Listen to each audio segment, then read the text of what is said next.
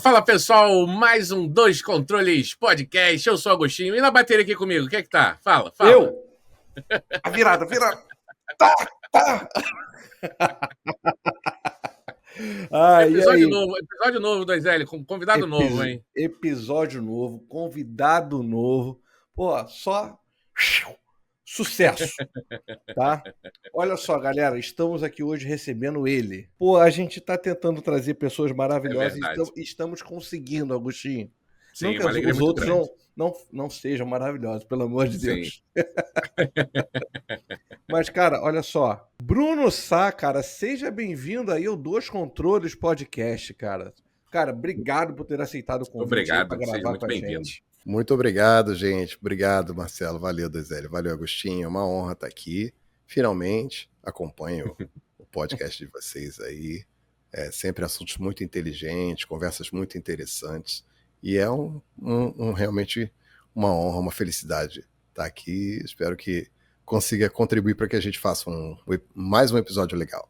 O Bruno, ele é tecladista, multi-instrumentista, como a gente pode ver ali, né? Atrás da meus brinquedos aqui atrás, né? Tem mais um monte espalhado por aqui, pelo estúdio aqui em casa, e mais um monte no quartinho lá dos fundos, o quartinho das tralhas. Nossa, um sonho isso, um sonho. Eu brinco que eu não sou multi-instrumentista. Eu brinco que eu sou muito instrumentista, porque eu tenho muito instrumento. Isso é um sonho, mas que requer também muita disciplina que eu não tenho, 2L. A gente vai bater um papo muito legal hoje sobre música. Nem disciplina, nem habilidade, né, Agostinho? Há de se falar também. Então, mas a habilidade, o Bruno ele pode nos corrigir, certo?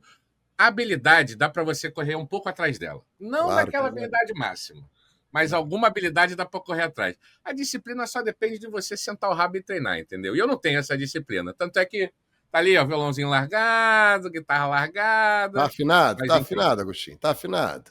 Tá mais ou menos. Mas esse é o passo número 1, não deixar o instrumento guardado. Tem que deixar ele exposto, porque senão você não pega para tocar. Né? Pois é. Então por isso que tá tudo aqui, ó, tá tudo pendurado. Não guardo na bolsa, senão não pego. Entendeu? Porque se você pensar, querer tocar violão, mas aí tem que pensar que tá na bolsa, tá em cima do armário, você não pega para tocar. Então, essa disciplina e tudo mais, você tem que encontrar alguns mecanismos na vida, nessa vida fragmentada de hoje em dia, né? Que todos nós vivemos, nesse corre, né? Então tem que arrumar algumas estratégias. Então aqui tem, né? Meu contrabaixo, violão, isso, meu bozuki, guitarra, não sei o quê. Ali na sala, do lado do sofá, estão meus saxofones. E é isso. Eu olho para eles e pego e vou tocar. Porque se eu pensar que eu tenho que montar o saxofone e tal, assim, não, deixa pra lá, vou ver Netflix. É exatamente isso. Pelo menos assim, agora eu toco saxofone vendo Netflix. Encerramento lá tudo. Mas olha só, o Brunão. A gente trouxe o Brunão aqui porque ele é um grande amigo nosso. Ele é multi-instrumentista, ele é professor. É verdade. Ele é professor da UERJ, né? E a gente vai entrar em mais detalhes aí daqui a pouco nessa nossa conversa. E eu também... Sabe o que ele é apaixonado, o Agostinho? Que informação que eu tenho aqui? Informação. Board game. E aí, ó. Mais um. Vocês curtem também? Claro. Eu gosto bastante, mas tem muito tempo que eu não jogo, cara. Confesso que tem muito tempo que eu não me dedico a algum jogo. Tu tem algum jogo assim que tu recomende assim pra galera? Porra, iniciante, tá jogando? É difícil, tem um monte. Aqui eu tenho poucos, tem uns 100 e poucos jogos aqui. Tu tá falando sério? Eu acho que é por aí. A casa do cara é instrumento e board game, mano. Mas é isso. Basicamente é isso mesmo. Instrumento, board game e livro. É isso aí. Pô, que sonho. Se tiver um apocalipse aí, o cara... Gente, vamos jogar um negocinho aqui. Não pensa, não. Eu gosto muito de board game, ô Bruno, de cooperativo. Acho legal a ideia do o que eu mais board game gosto. cooperativo. É o que eu mais gosto. E não começaram assim, né? Os board games nesse que a gente chama de board game, né? São os jogos de tabuleiro moderno, né? Eles Uhum. começaram dessa coisa originalmente de disputa, né? Jogos competitivos Sim, e sim. tal. E aí, Uhum. muito às vezes flertando com a ideia dos RPGs e tal, começaram a criar esses board games cooperativos, né? Onde os jogadores, né, num objetivo comum, tentam lutar contra o jogo, né? Contra alguma história, Uhum. Então, eu adoro isso. Ah, Também. Mas maneiro. tem seus problemas também, às vezes. Nem É, é para todo mundo, porque o problema dos jogos cooperativos, assim, o problema dos jogos competitivos são aquelas pessoas que são extremamente competitivas, que não conseguem perder, sim. não entendem que estão levando na esportiva e tudo mais, que é tudo brincadeira, gente. Sim. Eu tô sempre jogando e a maioria das vezes eu perco, tá? Quando é um jogo competitivo, eu tô pela diversão, pelo social, pelas Sim, histórias sim. que a gente passa, os momentos ali. Né? É a mesma coisa no cooperativo. O problema do cooperativo, quando a gente tem o que a gente chama do alpha player, né? O alpha Ah, player pode estragar Hum. qualquer sessão, mesmo tá todo mundo do mesmo lado, mas o alpha player, não, faz isso, faz aquilo outro, faz aquilo. uhum. Sim, sim, sim. E aí você tem que um pouco levar na esportiva, mas às vezes o cara também tem que se ligar, porque senão você tira a É voz verdade. daquele outro amigo que tá jogando também. A pessoa, tipo, Sim. sente que não tá ali, mas não tá fazendo nada, porque estão dirigindo, né, Uhum. Sim, opinando sim. por ele. Mas, ainda assim, quando é um grupo, né, que tem uma maturidade e tal, Uhum. acho que são as melhores experiências que eu tenho são de jogos cooperativos. Ou jogos semi-cooperativos, que tem uns jogos que são interessantes, assim. São jogos, por exemplo, tem Hum. um que eu tenho aqui que se chama Nemesis, não sei se vocês já Uhum. jogaram. Ele é basicamente uma cópia não licenciada do Alien, do filme, do primeiro filme, Uhum. do Ah, Alien. é? Então vocês são jogadores numa nave chamada Nemesis, que Uhum. vocês estão na criogenia, hibernando, seguindo rumo à Terra. Mas alguma coisa aconteceu que desarmou o sistema de criogenia de vocês acordaram, e acordaram descobrindo que um de vocês estava morto. E aí Uhum. vocês têm que ver que a nave começa a apresentar uma série de problemas, você Maneiro. tem que investigar a nave, é uma coisa meio Among Us, porque a questão é a Sei, sei, seguinte, Uhum. sei. não necessariamente tem um traidor, como no Among Us. Tem jogos aqui que eu também tenho que ter esse elemento do traidor. Mas o semi-cooperativo é assim: todo mundo tem um interesse em comum, só que Uhum. cada um de nós tem um interesse secreto. E aí, para você vencer Ah, o sim, jogo, sim, sim. você tem que vencer cumprindo os Maneiro. objetivos, né, Uhum. comuns, mas também Sim. cumprindo o seu objetivo particular, que muitas vezes pode ser assim: se você ganha o jogo, se o personagem do Agostinho não sobreviver. E aí, só que ninguém vai Hum. saber disso, só você. E aí você Uhum. vai fazer as coisas de chavada. Então você tá lá na mesma sala, eu tô na mesma sala que o personagem lá do Agostinho, e eu passo por uma outra sala e, ups, fechei a porta atrás, foi mal, desculpa. E aparece um alien na hora lá e ele morre. Porque no jogo você não tem conflito direto, você não pode bater, atirar Uhum. direto no Você vai amiguinho, boicotando, né? mas você pode, exatamente, entendeu? Maneiro, Ah, maneiro. maneiro, E aí, maneiro, aí é maneiro. legal que tá todo mundo junto com o objetivo comum, mas tem um clima de Uhum. desconfiança que você não sabe se tem alguém ali querendo tramar pra você, alguém querendo ser egoísta, entendeu? Às vezes tá todo mundo tentando consertar a nave e o objetivo do cara nesse jogo, não é pegar o máximo possível de itens de tecnologia e entrar naquela cápsula de escape do escape pod Uhum. e meter o pé, entendeu? Então, Maneiro. eu adoro, é um dos meus jogos favoritos. É muito legal. Nemesis. Tá aí uma oportunidade de conteúdo pra gente, hein, 2L, com board game. Sim. Mas Pô, vamos pra vamos, música? vamos para música. Antes da gente falar da seu momento atual, tá, Brunão? Certo. Cara, eu queria entender como é que esse teu lado multi-instrumentista começou, né? Como é que foi? Começou pelo. Normalmente deve ter sido pelo violão, acredito eu, né? Ou foi por outro instrumento? Você quer a versão estendida ou a Completa. versão. Não, Versão uma completa. versão estendida do Sim. diretor, Vamos lá. Snyder Cut, tá? O primeiro. Vamos lá, vou pegar do meio, em media res, como a gente fala, no meio da ação, e vou voltar pro início então. Mas meu primeiro instrumento oficial que eu peguei para estudar, ter aula de música e tudo mais, realmente foi o violão. E foi tarde, relativamente tarde, foi aos 15 anos. Porém, eu cresci num ambiente Aqui eu fui criado pelos avós. Eu sou príncipezinho criado pelos avós, tá? Entendi. Mas meu pai sempre teve presente. Minha mãe morreu muito cedo, mas meu pai sempre teve presente aqui quase todo dia aqui em casa. E meu pai havia sido músico, baterista, lá na época da Jovem Guarda e tudo mais. Mas ele tinha uma banda Irado. do tipo que chamavam de Iê, Iê, Iê. Não sei se, né? Sim. Que fazia aquela música meio instrumental, versões às vezes de Beatles, essas coisas assim. Sei. Então, desde criança, eu ouvia o LP do meu pai, né, direto. A gente tinha uma banda chamada Os Fantasmas. E aí, e o que eu fazia? Ele era baterista, e eu pegava então as panelas da minha avó e montava um kit de bateria para mim. Com as panelas e as baquetas eram as colheres de madeira, assim. Então eu ficava lá montando e amassando, realmente eu amassava. Realmente, tadinha da minha avó. Ela ficava com as panelas todas amassadas, aquelas panelas de alumínio antigas, sabe? Sei. E aí eu ficava batendo naquilo. Então eu sempre tive uma vivência musical, desde novo, uma exposição musical, né? Meu pai tinha um violão também, e ao longo dos anos, volta bem, ele tentava me mostrar alguma coisa, mas eu não pegava, não entendia, talvez, né, ele não conseguisse me explicar direito.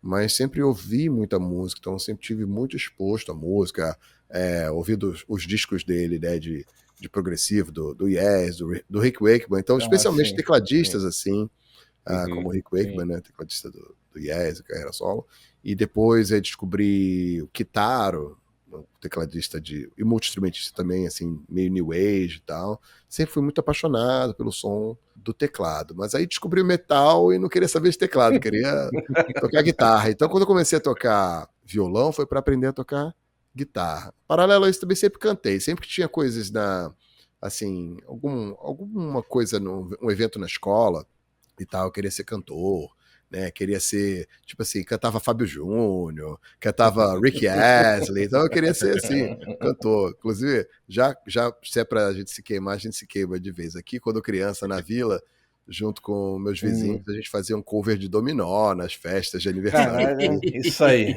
aí. Tudo bem. Eu entendo.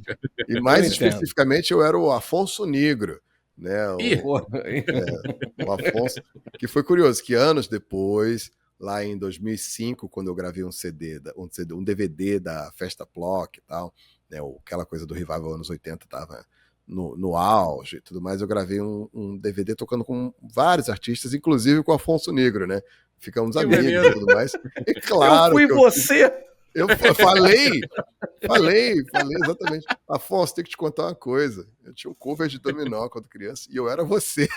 Engraçado demais. Que maneiro, cara. Muito bom. Entendeu? Então, aí foi por aí. Então, sempre essa coisa de cantar, tocar algum instrumento, mas aí estudo mesmo musical foi a partir dos 15 anos que eu comecei com o violão. Violão partindo para guitarra.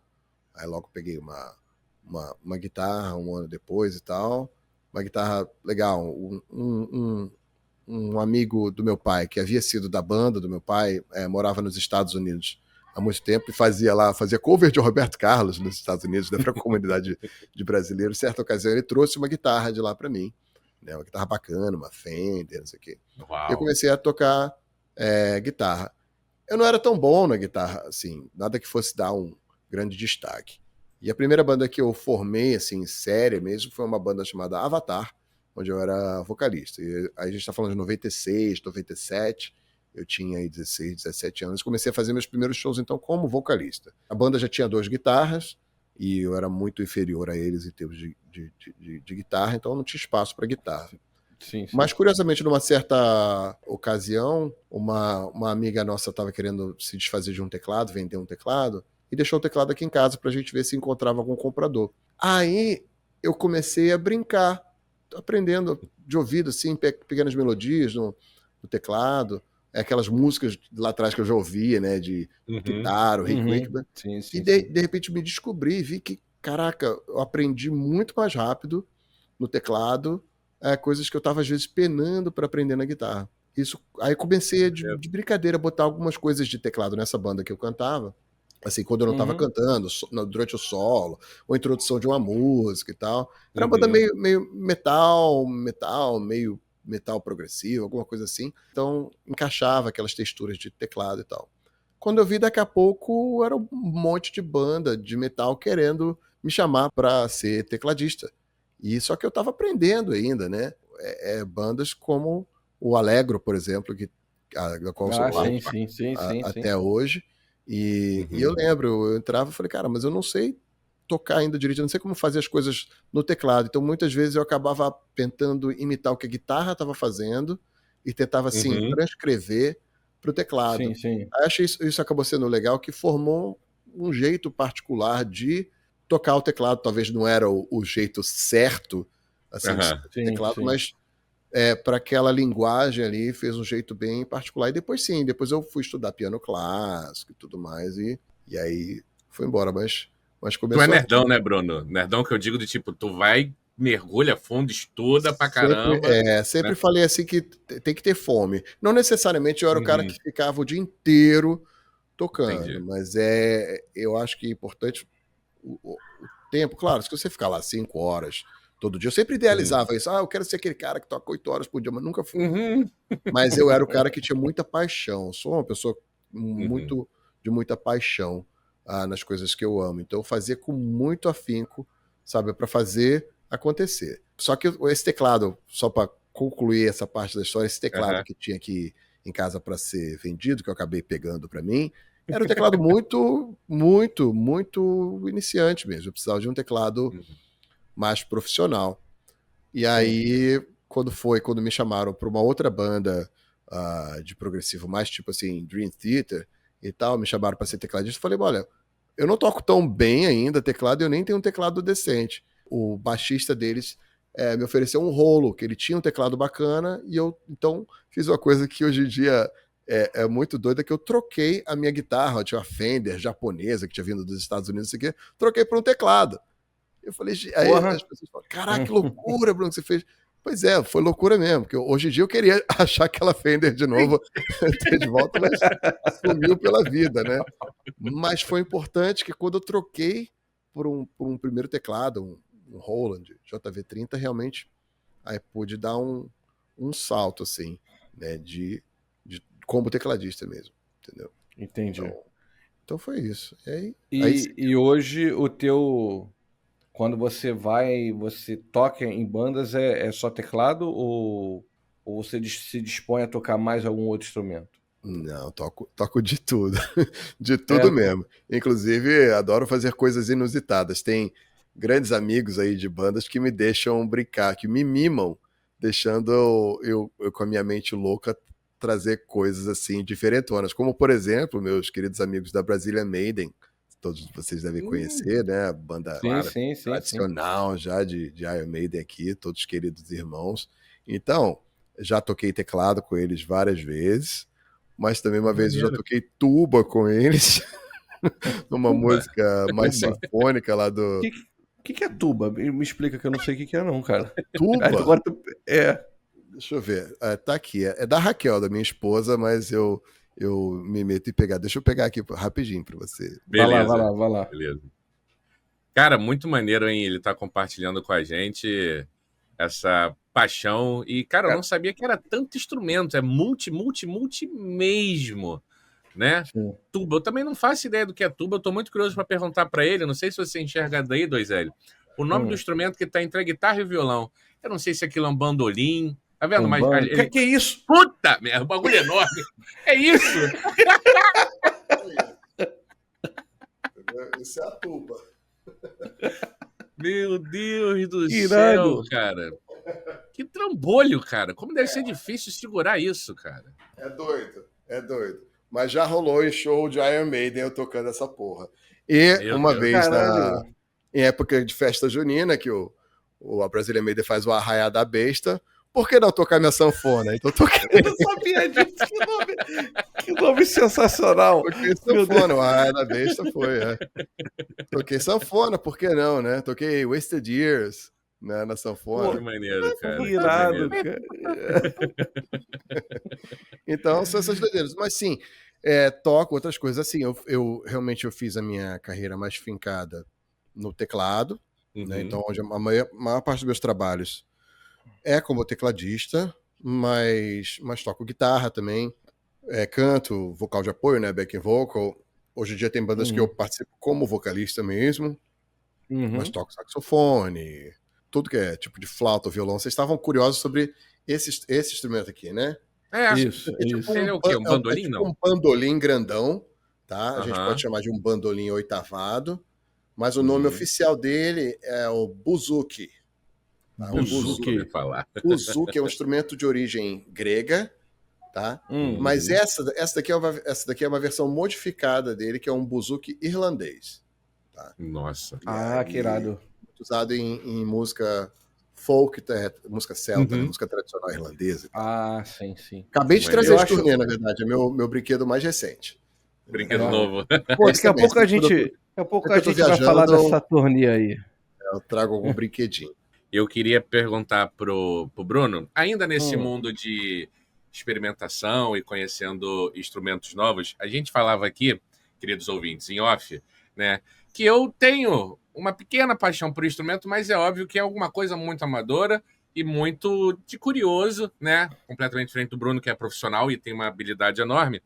E, cara, eu sempre me chama muita atenção quando a gente vê artistas assim como você, que são multi-instrumentistas, mas multi-instrumentistas, aí agora vai me falhar o termo técnico, Bruno, peço até para você me ajudar, mas que muda, por exemplo, tem o cara que toca violão, guitarra, baixo, cavaquinho, banjo, bandolim, mas ele fica ali nas cordas. Isso, tudo aí cordas, Então, aí tem o cara que toca bateria, tambor, e aí me falta aqui arcabouço para falar mais instrumentos de batuque, tudo percussão, mas ele saca de percussão, beleza. Cara, mas me chama sempre muita atenção pessoas como você, que assim, parece que não tem um limite, né? Eu mesmo... porque assim, acho que a cabeça, quando você começa a tocar instrumento de corda, ela vira uma chave ali que, por favor, não me entendam mal, né? Eu não sou um grande instrumentista, pelo amor de Deus. Mas eu tenho um violão, uma guitarra, eu já tentei brincar no cavaquinho. Não foi uma experiência tão complexa como tentar bater uma bateria. Não tem ritmo nenhum, eu não tenho ritmo. Eu acho muito complexo, muito diferente. Parece que, não sei, cara, é uma coisa... Não é música para mim. Música para mim é violão, guitarra e outros instrumentos. Parece que é outro exercício. A cabeça tem que funcionar de uma maneira diferente. Cara, como é que é isso? Você sente isso? É uma coisa minha? Ou, Agostinho, não, cara, eu pego para... Porra, sopro. Inacreditável os instrumentos de sopro que você é capaz de tocar, que você estava falando. É assim, não tem nenhuma barreira psicológica, nenhuma dificuldade. Tipo, cara, você começou no violão, foi para a guitarra, aí foi para o teclado, que apesar de ser bem diferente, eu acho que ele tem uma matemática que lembra o violão e a guitarra, mas ele foi para o sopro, flauta, esse bichão que você pegou e que eu já até esqueci o nome. Tem alguma dificuldade? Tem alguma dificuldade especial, cara, que você teve? Ou foi sempre liso? Bagulho aptidão mesmo?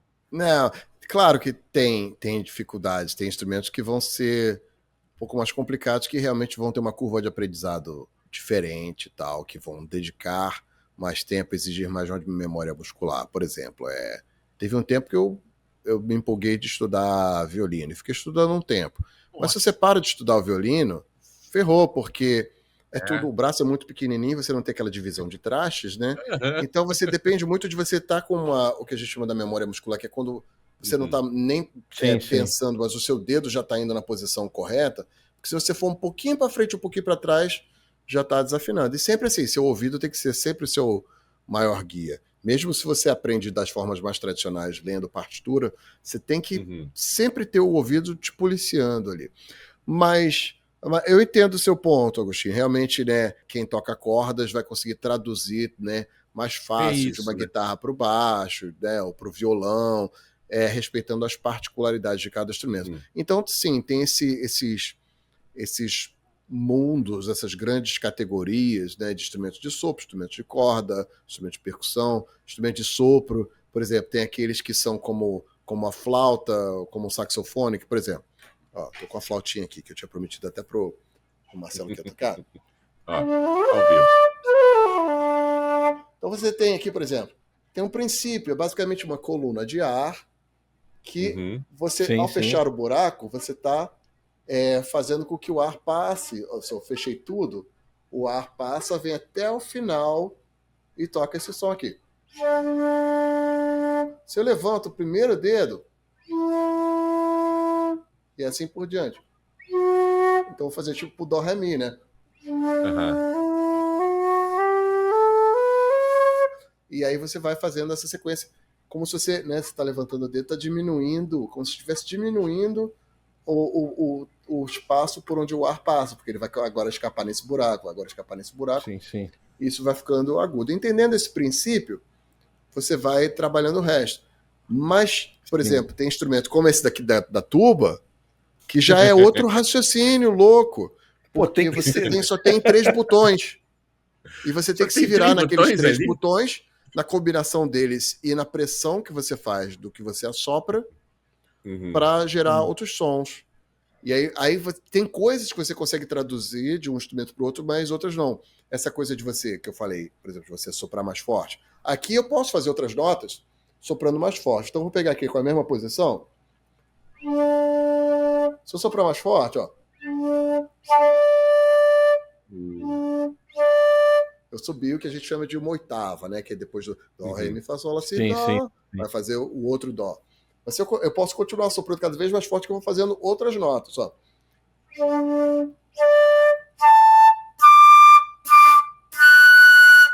Entendeu? Então, só parado aqui já faz essas notas todas. Esses instrumentos ali, que para mim é um desafio, eu não domino da mesma forma, não tem como. O multi-instrumentista, ele tenta se virar muitas vezes assim no trabalho que ele precisa fazer, na coisa que ele quer criar, mas é impossível você ser extremamente ter uma fluidez em todos os instrumentos. Mas aquele instrumento ali, como por exemplo a tuba, basicamente você vai ficar soprando mais forte e você faz essa combinação de 3 chaves ali para alterar aquela nota que você está fazendo. Então é uma coisa ali, eu acho uma coisa de louco. É a mesma coisa que o trompete ou que aquele trombone de vara. E são instrumentos que vão ter um pensamento bem particular e tal, que eu acho bem doido, sabe? Então, sim, eu acho que tem instrumentos que são... Mas eu aceito o desafio. Eu sou maluco, que eu gosto de me desafiar, entendeu? Então eu gosto, porque eu gosto de... Sei lá, eu gosto realmente de me expressar em vários instrumentos diferentes. É como ser um poliglota, né? De idiomas. Sim. Só que com instrumentos. Porque tem algo ali da linguagem que vai ser meio que universal. Então, a mesma coisa com os instrumentos. Então, quando eu pego um instrumento novo, a primeira coisa que eu vou tentar entender, como é que eu faço, tipo, Dó, Ré, Mi, Fá, Sol, Lá, Si, Dó, naquele instrumento. Entender como é que é a expressão dele. Agora, é aquela história. O instrumento, já diz a palavra, é um meio, né? É um meio para você expressar sua música. É uma ligação, né? É um intermediário entre você e sua música. Então, é normal e é esperado que esse ou aquele instrumento vai para você vai ter uma facilidade maior, você vai sentir mais afinidade, vai conseguir se expressar melhor, entendeu? Sim.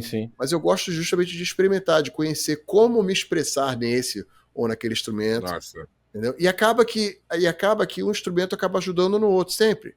Por mais diferente que seja, você sempre acaba... Óbvio, como assim? Meu primeiro instrumento, assim, meu principal instrumento é o piano. Muitas vezes, quando eu estou pensando em teoria musical, pensando em escalas, eu recorro mentalmente às teclas do piano. Para pensar, tá, se eu for fazer essa escala e tal... Então vem a cabeça, aí eu tento adaptar aquilo para aquele instrumento novo. As coisas não são totalmente... Mesmo assim, instrumentos de corda, com instrumentos de sopro, tem as coisas que são coisas em comum, né? Os elementos que são elementos universais da música, né?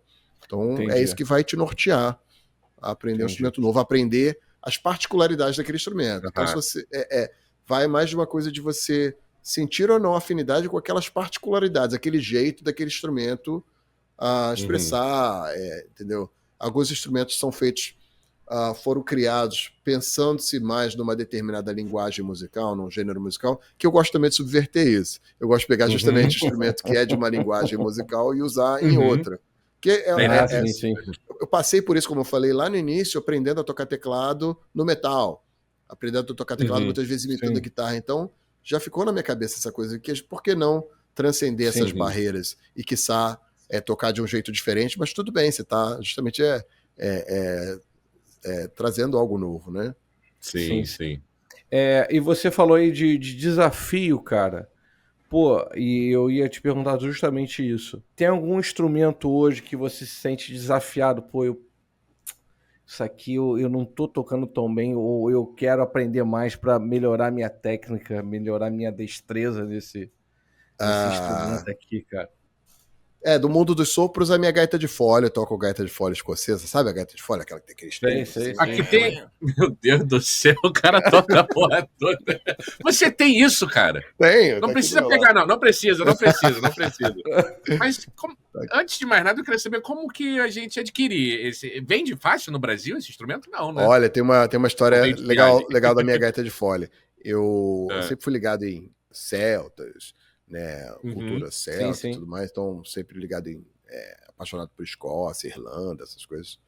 E aí eu tive a primeira vez na Escócia em 2006, que aí já unindo o meu lado aí acadêmico, eu estava fazendo um mestrado em literatura inglesa na UERJ. E minha orientadora, tanto ela quanto eu, a gente pesquisava literatura escocesa e tal. Uma colega minha de mestrado também, e ela trabalhava na Varig. Então, naquela época, né, funcionário da Varig, não sei como é que é hoje em dia, mas você podia, né, você conseguia passagem baratinho. Ela conseguiu, né, essa minha amiga, conseguiu passagem, assim, foi $150 para a Meu gente Deus. poder ir para a Porra. Escócia.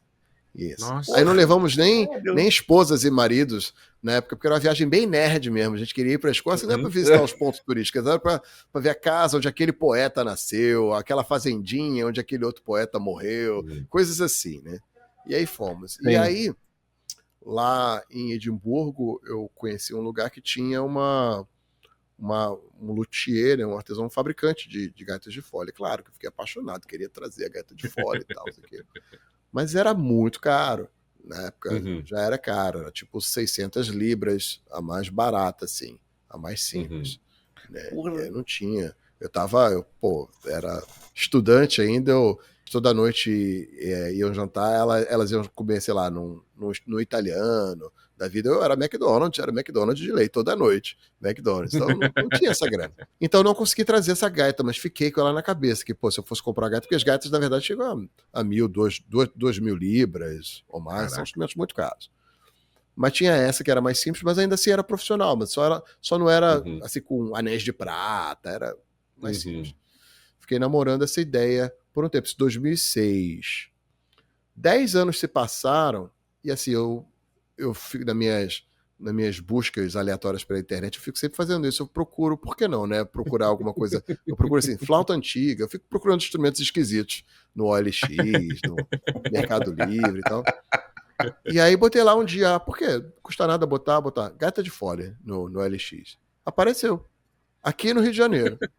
Sério? Caraca. Gaita escocesa vendendo num preço assim inacreditável. E aí embarquei com a pessoa, fui lá encontrar, e quando cheguei lá vi que era exatamente aquele modelo Sério? de gaita que eu tinha cobiçado lá desse mesmo Irado. fabricante Porra, lá de que Edimburgo. maneiro. E aí comprei pra mim, que é a minha gaita que tá aqui. Ou seja, 10 anos depois, né, de eu ficar sonhando em ter aquela gaita, eu tenho exatamente aquela gaita, entendeu? Que maneiro. A importância Muito, de manter o sonho vivo aí. muito legal. Ah, sim. Sim, isso aí pra mim é minha vida é isso. Minha vida é isso. Eu me sinto afortunado hoje em dia porque eram dois dos meus grandes sonhos, era virar um músico internacional e tal, não sei o quê, e também virar um professor. Eu pensava assim, bom, se eu não for músico internacional, se não conseguir, se não der certo, pô, eu queria pelo menos ser, assim, professor de literatura. Imagina, ser professor de literatura da UERJ, que é onde eu estudei, aqui do lado, foda, tal, cara. perto da minha casa, não sei o quê. E aí... Aqui do lado é ótimo. Pertinho de casa. Exato. E aí, hoje em dia, eu posso dizer que realizei, né, esses dois sonhos. Porra, né? que maneiro, Pô, cara. Então, que realmente irado, o segredo, né? O tal do segredo, o tal do manifesting, né? De você realmente mentalizar isso e correr atrás, o que você tem que correr atrás, e o resto, né? A gente joga pro universo que acontece, né? É isso. Então hoje esse é o maior instrumento que te desafia. Mas eu isso de sopro, mas eu vou falar a bateria também. Bateria? A bateria é aquela que eu comecei tocando lá com as panelas da minha avó, ainda é um grande desafio, porque é o seguinte, tem uma bateria aqui do meu lado, tá? Que é a bateria do meu pai, que ele toca de hobby hoje em dia, ele vem aqui em casa Sim. e brinca. e ele adora montar a bateria dele, tem um monte de pratos, assim, e ele vem se divertir. Só que, assim, eu sou canhoto. Eu sou canhoto, mas assim, eu toco quase todos os instrumentos como destro, né? Quando vai pegar a guitarra, sim. né? Virado assim, violão e tal. Mas a bateria eu não consigo tocar como destro. Eu tenho que tocar como canhoto. Porque aí vai naquele outro papo que você falou, Agostinho, que você se sentiu estranho na bateria. Eu acho que é outro tipo de sintonia. Esses instrumentos, né, que a gente toca são talvez o que a gente chama de sintonia fina, né? Que é essa coisa da articulação de dedos. Sim. Né? Agora a bateria, que é essa articulação maior, assim, né? mais grosseira, sei lá como é que é o termo, é outra área do cérebro que você trabalha. E às vezes eu tento me adaptar, tento sentar ali e tocar como destro, mas é complicado. E como é muito barulhento, aí eu mesmo me inibo de ficar fazendo esporro. Porque bateria, né? Eu brinco que eu tenho bons vizinhos. Meus vizinhos gostam de mim. Que até hoje não expulsaram. Tem uma certa vez, eu estava saindo daqui de casa ainda. Eu moro em vila, em condomínio de vila. Aí eu estava saindo, e aí tinha um senhor que morava na casa em frente à minha. Ele estava saindo também, aí ele olhou para mim assim, um senhorzinho, seus 70 anos. Falou: boa tarde. Posso falar com você? Claro. Me diz uma coisa, você é essa pessoa que toca piano aí? Aí eu, lá vem reclamação, né? Vamos tentar ser educado. Aí eu, sou. Aí ele, você pode fazer um favor pra mim? Aí eu, caraca, ferrou, né? Deve ter andado me empolgando, tocando até tarde, alguma coisa assim. Aí eu meio assim, sem graça, posso sim. Aí ele, toca, mas toca mais. Toca muito mais. Nossa, é importante. Como é bonito ouvir o piano tocando aqui. A gente ouve aqui na vila. Fica encantado. Aí eu, né? Aí na hora, logo amoleci. E sim, sou muito grato que ninguém ainda chamou a polícia. Né? Por causa dos meus barulhos aqui. Agostinho, vou passar para o assunto aqui de... Pra onde? Cara, quero conhecer o Bruno professor, cara. Quero conhecer o Bruno. Eu ainda tenho perguntas pro Bruno Músico, mas vamos falar com o Bruno professor. Então faça, por favor. Fazemos qualquer negócio. Então faça a pergunta. Só mais uma pro Bruno Músico. Brunão, hoje aqui não tem limite de horário, não, tá? O assunto tá. Então, vambora. Se tiver aí, desmarca todos os seus compromissos. Pode deixar. Já estou totalmente dedicado a vocês. Não, então, muito obrigado. Porque o Bruno falou, né, da vontade dele de ser um músico de carreira internacional. Cara, e eu queria saber tudo, Bruno, nos mínimos detalhes, se possível, como foi a experiência de tocar com Angra, cara? Como é que foi? Tá bom. Eu realmente ia fazer essa pergunta mais tarde, mas tudo bem. Aqui não tem pauta, foda-se. Vai. Como isso surgiu? Como é que foi? Eu tinha vontade de saber se a época que isso aconteceu, cara, se bateu um certo vislumbre, tipo, caraca, eu tô indo tocar com Angra, ou não, já foi super normal, já tava tocando pra caramba, foi mais um trabalho. Como é que foi isso, cara? Ser músico no Brasil, principalmente músico de metal, de rock, principalmente metal, é uma coisa de persistência. Persistência mesmo. Claro, você tem que se dedicar. E resistência também, né? Exato. Porque a gente vê muitos amigos caindo pelo caminho, desistindo, porque a vida nos atropela, né? Todos nós já passamos por isso, eu já passei por esse momento que a vida atropelava e eu não conseguiria fazer aquilo que eu queria fazer, almejava fazer, e depois a gente tenta dar a volta por cima e persiste, resiste, né, como você falou. Então, venho assim, né, do subúrbio do Rio de Janeiro, como muitos de nós, assim, toquei desbravando assim, o metal com o Alegro, tudo na base de realmente muita paixão, passando por muito perrengue, por muita opressão, e aos poucos, é um trabalho, sabe, de pouquinho, de você ir ali, aos pouquinhos, tijolo por tijolo, fazendo ali o seu nome. E, eventualmente, comecei a ter um certo nomezinho no underground, né?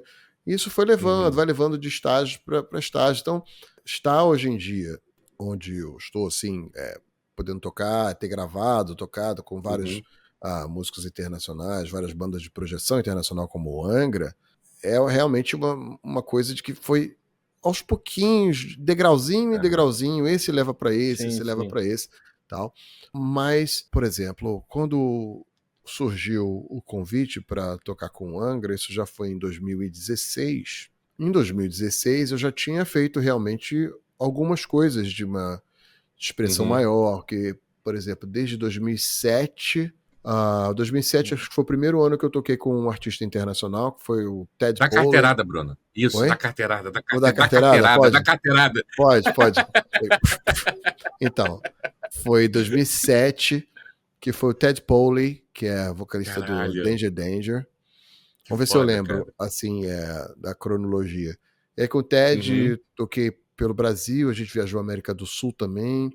Aí ficamos em 2007, 2008, 2009. E aí 2008, aí era isso, como eu falei, um cara leva o outro. Aí o Ted recomendou a gente, porque assim, o que acontece? Começou a ser formado um modelo de shows aqui no Brasil, que às vezes era muito caro você trazer uma banda completa para o Brasil, então vários contratantes traziam só o vocalista, né? Isso acontece ainda hoje em dia, né?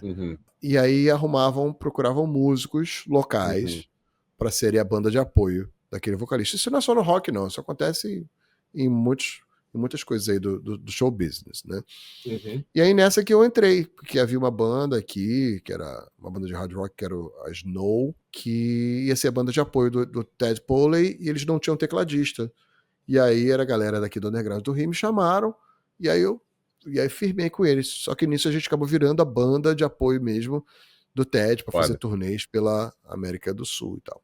Só que o Ted, por exemplo, ele conhecia o Joe Turner, que havia sido o vocalista do Rainbow, do Deep Purple, do Malmsteen e tal. E rolou a mesma coisa. Quando o Joe Turner veio para cá, recomendaram a gente, me recomendaram no teclado, fizemos a turnê. E essa turnê foi assim, foi do Joe Turner, junto com um outro vocalista, que é o Tony Martin, que foi vocalista do Black Sabbath, né? Caralho, cara. Porra. Foi a turnê, isso foi em 2008, primeiro. E aí eu não toquei com o Tony Martin, porque ele veio com o tecladista, que havia sido do Black Sabbath por vários anos, que era o Jeff Nichols, mas a gente fez turnê juntos, e aí se conheceu, fez amizade e tudo mais. E depois, por exemplo, o Tony Martin me convidou para gravar no disco dele, né? Um disco que demorou anos para sair, na verdade. Eu lembro de ter gravado isso, sei lá, em 2010, uma das músicas, e o disco só saiu ano retrasado. Tá no Spotify hoje em dia, né? Mas é isso, gravei com o vocalista do Black Sabbath, né? Caralho. E aí uma coisa vai levando a outra. Aí eu lembro, eu cheguei a dar um salto um pouquinho maior, quando lá nessa época de 2009, vocês lembram daquela rede social do MySpace? Sim, sim. Vocês tiveram MySpace? Eu não tive, não, mas... Eu não cheguei a ter também, não. Então, pro músico, o MySpace era um veículo ideal. A gente tinha Orkut, né? Mas além do Orkut, principalmente quem era músico, tinha o MySpace também. Porque você conseguia divulgar sua música lá. Você conseguia upar sua MP3, ou mesmo linkar seu vídeo. Se você soubesse um pouquinho de HTML lá, você botava lá o código do seu vídeo e tal, fazia uma página de promoção sua. E o legal do MySpace é que foi a primeira vez que nós, músicos aspirantes, a gente, ou fãs mesmo, podiam ter um contato direto com artistas internacionais, nacionais, porque todos eles tinham uma página do MySpace, e na época não tinha essa coisa tanto assim, a não ser se você fosse gigante, você não tinha essa coisa tanto de assessoria de imprensa, de alguém cuidando das redes sociais. Eram os próprios músicos montando seu ambiente mesmo. Então você mandava uma mensagem e você era respondido pelo artista. Ou não, mas muitas vezes você entrava em contato direto com o artista. Isso é muito legal. Aí numa ocasião dessa, em 2009, eu recebo uma mensagem no MySpace de um cara americano chamado Adam Lind, e ele falava assim, oi Bruno, isso porque assim, no meu MySpace, como eu falei, tinha vários vídeos já de artistas com que eu tinha tocado, como Joe Turner, né, como Ted Polley e tal. Então já tinha uma página aí de promoção de eu tocando, solo de teclado, essas coisas assim. E aí esse cara me manda uma mensagem, oi Bruno, meu nome é Adam Lind, eu sou empresário da Trans-Siberian Orchestra, aqui nos Estados Unidos. Aí me mandou um link para eu conhecer e tudo mais. Só que ele não sabia que eu sabia muito bem o que era essa tal dessa orquestra, essa Trans-Siberian Orchestra, que eles haviam sido uma banda de metal, que eu era muito fã, uma banda chamada Savatage, né? Uma banda que havia feito um projeto paralelo, assim, de misturar rock com música natalina, com orquestra, e bombou. E eles viraram, basicamente, o Savatage pendurou a chuteira e se transformou nessa grande orquestra, na Trans-Siberian Orchestra, que fazem um show, até hoje, há mais de quase 20 anos, são sempre, assim, estão sempre no top 5, acho que pelo menos no top 10, todo ano da Billboard, de shows mais rentáveis do show business americano. Porra, sabia O disso negócio não. é colossal, assim, tipo o budget deles, né? Orçamento ilimitado, lasers. É um negócio assim, é um espetáculo. Irado. É um espetáculo bem americano mesmo, para família. É aquela, tipo como a gente tinha aqui, Holiday on Ice, mas assim, versão mega. Que aí você tem os músicos lá, aqueles metaleiros lá, junto com a orquestra, com show de laser e o caramba. Que maneiro. Eles tocando. Então, era essa parada que eles haviam se tornado. E o empresário deles tava me mandando mensagem no MySpace. E eu era fãzaço do Savatage, eu conhecia tudo e sabia da Trans-Siberian Orchestra. E eles falaram, alguns caras da banda te viram tocando e gostariam de conhecer você. Você estaria afim de vir para cá, pra gente conversar sobre o projeto, não sei o quê. Que foi, pô, imagina você receber para mim. E o frio na barriga, hein? Nossa, para mim foi uma coisa assim, inacreditável. E eu até costumo brincar, possivelmente, instantes antes eu devia estar ao piano tocando alguma música do Savatage, que eu sou muito fã que e tal. Foda. E caralho, o cara me chama. Então foi a primeira vez que eu fui para os Estados Unidos em 2009, eu tinha 29 anos. Fui para lá, passei uns 3 dias com eles lá na Flórida, num estúdio mega, assim, como eu nunca tinha visto antes, trocando ideia, tocando, entendeu? Foi muito bacana. E aí foi uma experiência assim, legal. Eu não entendi, eles não falaram claro se era uma audição, o que era, mas era uma coisa assim que eu nunca tinha passado antes. Era coisa de eu desembarcar no aeroporto e de ter um carro executivo, tipo uma limusine me esperando. Caralho, que maneiro, de eu ficar em hotel 5 estrelas. E aqui rockstar.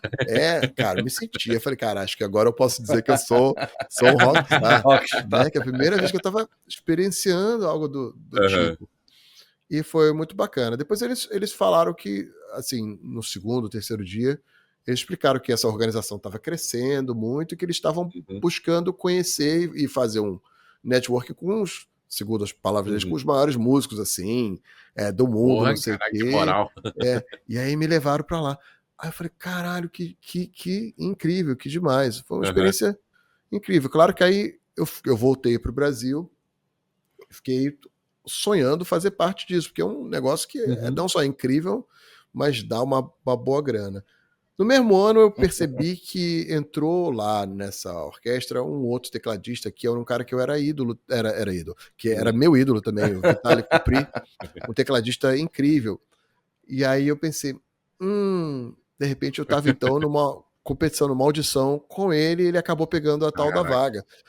Dá aquele gostinho meio agridoce, né? Que, pô, queria ter pegado essa vaga, mas por outro lado, estar sendo cogitado, né? Estar no mesmo patamar de um cara que para mim é ídolo, né? Nossa, eu tenho que me sentir realizado, né? Tem que agradecer, a gente tem que agradecer tudo que vem ao universo. Olha isso, cara, né? Tipo, pensando, porra, um músico de classe média baixa que vem do subúrbio do Rio de Janeiro tá sendo levado com tudo pago por uma dos maiores shows dos Estados Unidos para tá ali, mesmo que seja para ser de stand-by, se um dia precisarem de mim, sabe? Foi um grande feito, entendeu? E aí isso abriu várias portas. Aí eu continuei tocando com outros artistas, com o John Walton, que foi do Ira Hip, com o Mark Bowles, que foi do Malmsteen também, de outros projetos. E aí, voltando agora, chegando finalmente em 2016, quando o Felipe Andreoli, né, o baixista do Angra, falou comigo para tocar com o Angra, na verdade a gente já se conhecia, ele já tinha ouvido falar do meu trabalho, de coisas que eu tinha feito. Inclusive, a gente estava num projeto que nunca foi para frente, mas um cara, certa vez, quis montar um projeto, aí colocou, na verdade, o Felipe Andreoli no baixo, colocou o Gus Monsanto cantando, né?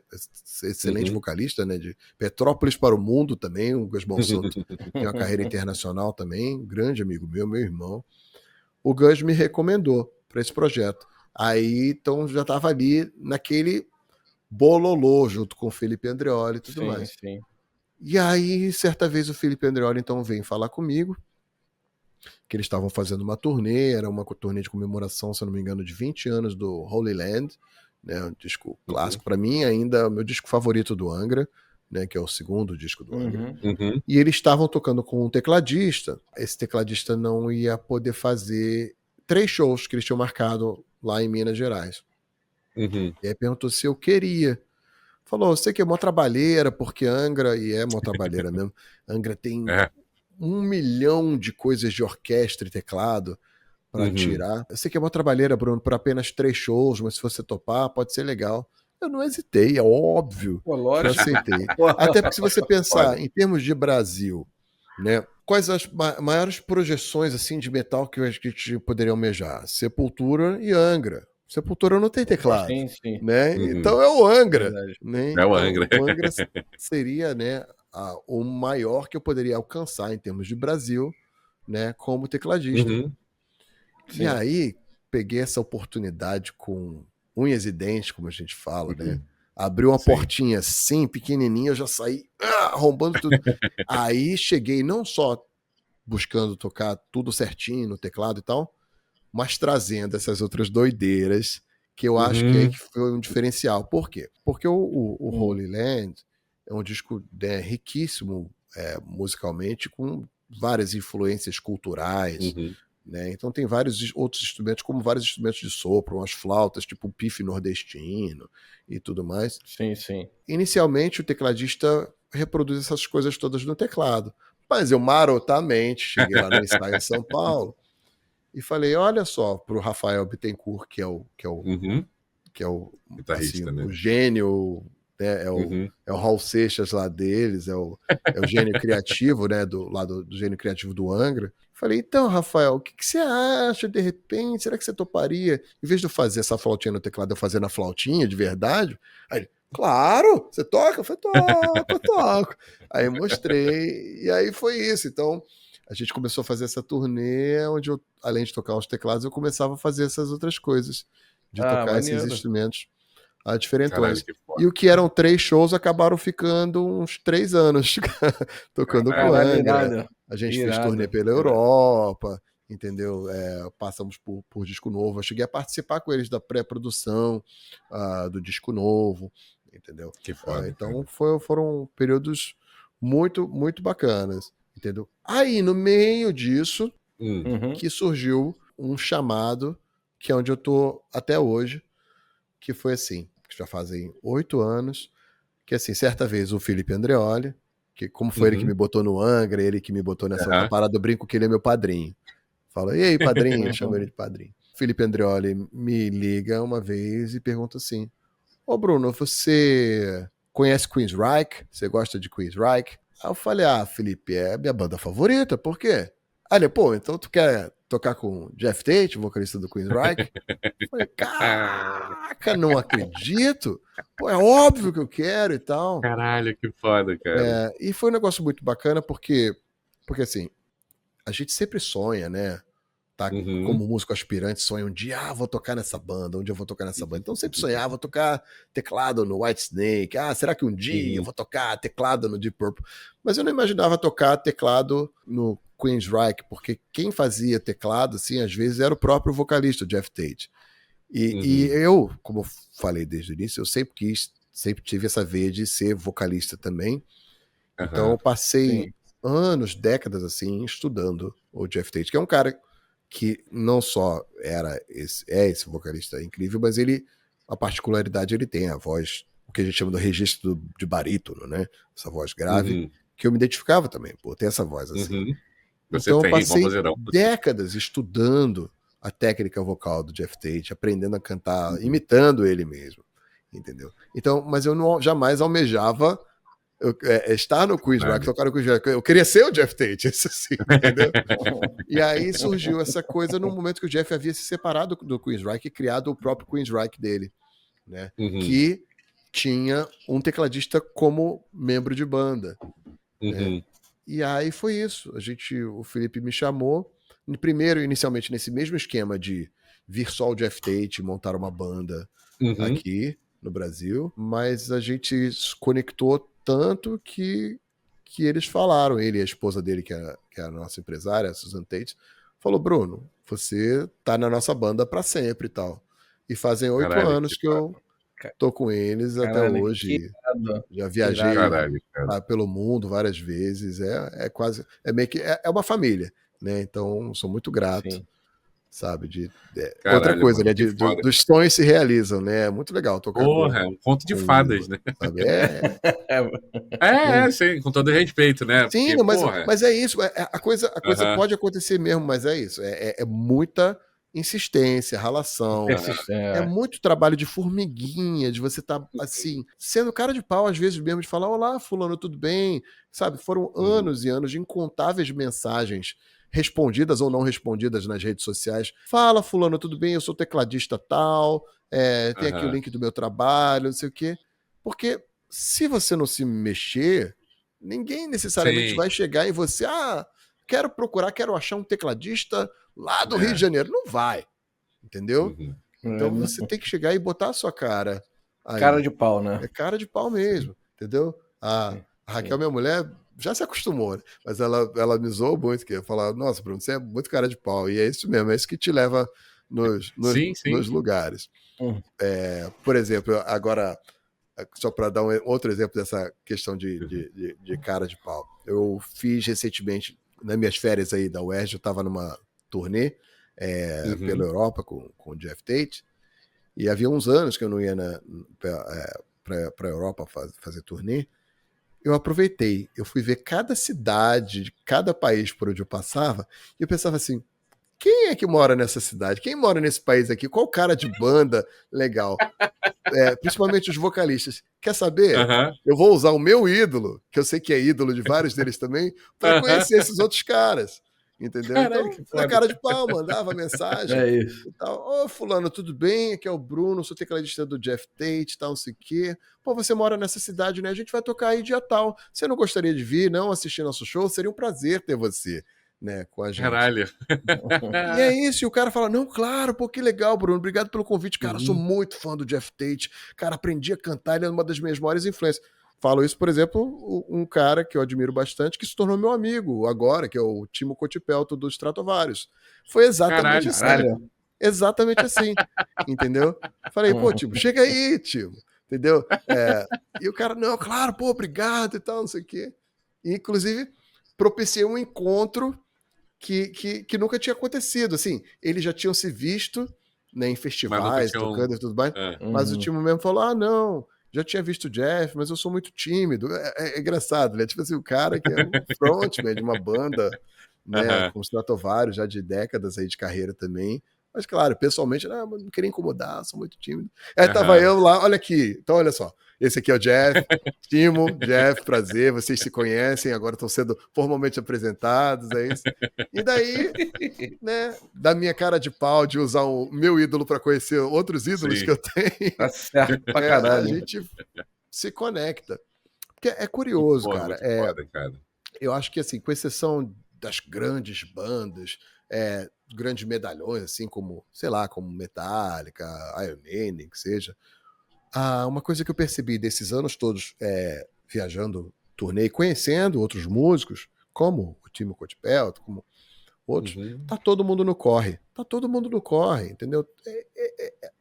Guardando essas devidas proporções do tamanho de cada banda, tá todo mundo na relação, entendeu? Então tá todo mundo meio como você, assim, no corre também, entendeu? Ninguém tem uma vida tão confortável. É uma coisa, por exemplo, lá na Europa, nos Estados Unidos mesmo, essas bandas, assim, às vezes de médio porte, é muito comum que eles tenham outros trabalhos, que não vivam exclusivamente da banda. Saem em turnê, né, ou trabalham remotamente, ou são sócios de algum lugar, de algum bar, alguma coisa assim, mas tem uma outra ocupação que não necessariamente é musical, e é normal isso, sabe? Porque A gente sabe, é um negócio sim. acima de tudo por amor. Claro, as bandas se profissionalizam, são empresas, né? Você ganha algum dinheiro e tal, mas é difícil mesmo, entendeu? Então, Sim. é uma coisa...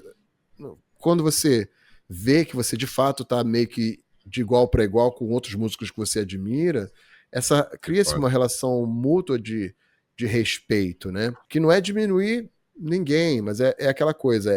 Nesses momentos a gente tem que segurar um pouco o lado fã, porque uma coisa que eu aprendi também é que quanto mais você trata o seu ídolo como ídolo, mais ele te trata como fã. Às vezes É verdade. a gente como fã passa por experiências assim, né? Que o cara nem falou comigo direito e tal, não sei o quê. A começar que é uma relação complicada, né? Porque os artistas que a gente admira, as bandas que a gente admira, realmente entram na sua casa, entram na sua vida, fazem parte da sua vida, mas coitados, eles não têm noção disso, eles não sabem. Por um lado, é magnífico, é o poder da música, né? O poder da arte, como é que pode atingir tantas pessoas ao redor do mundo e você não tem ideia dessas histórias, mas você cria uma relação de intimidade com aquele artista que ele não tem contigo, né? Então não adianta você querer demandar isso, né? Então, eu aprendi... É uma mão única, né?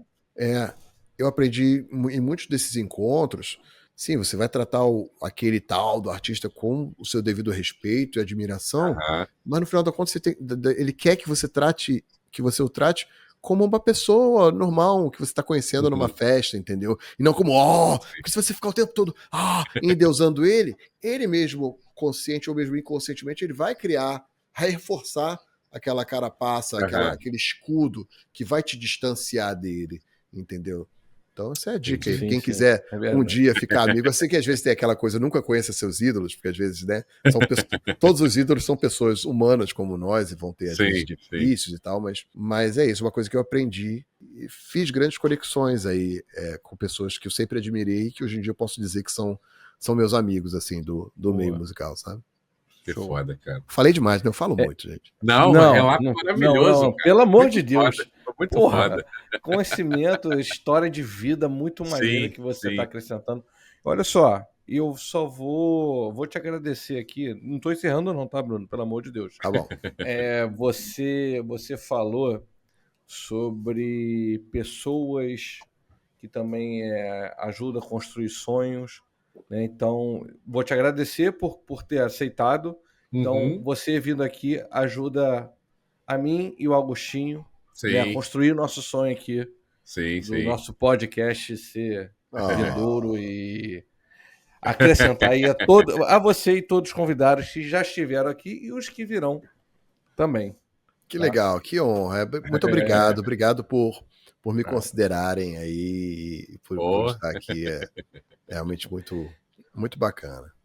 Tô adorando. Agora vamos falar da UERJ? Vamos falar um pouquinho Cara, você falou, sempre quis ser professor ou não? Surgiu essa ideia, sei que eu mando bem aqui nos instrumentos, como é que eu alio isso, essa vontade de ser professor também?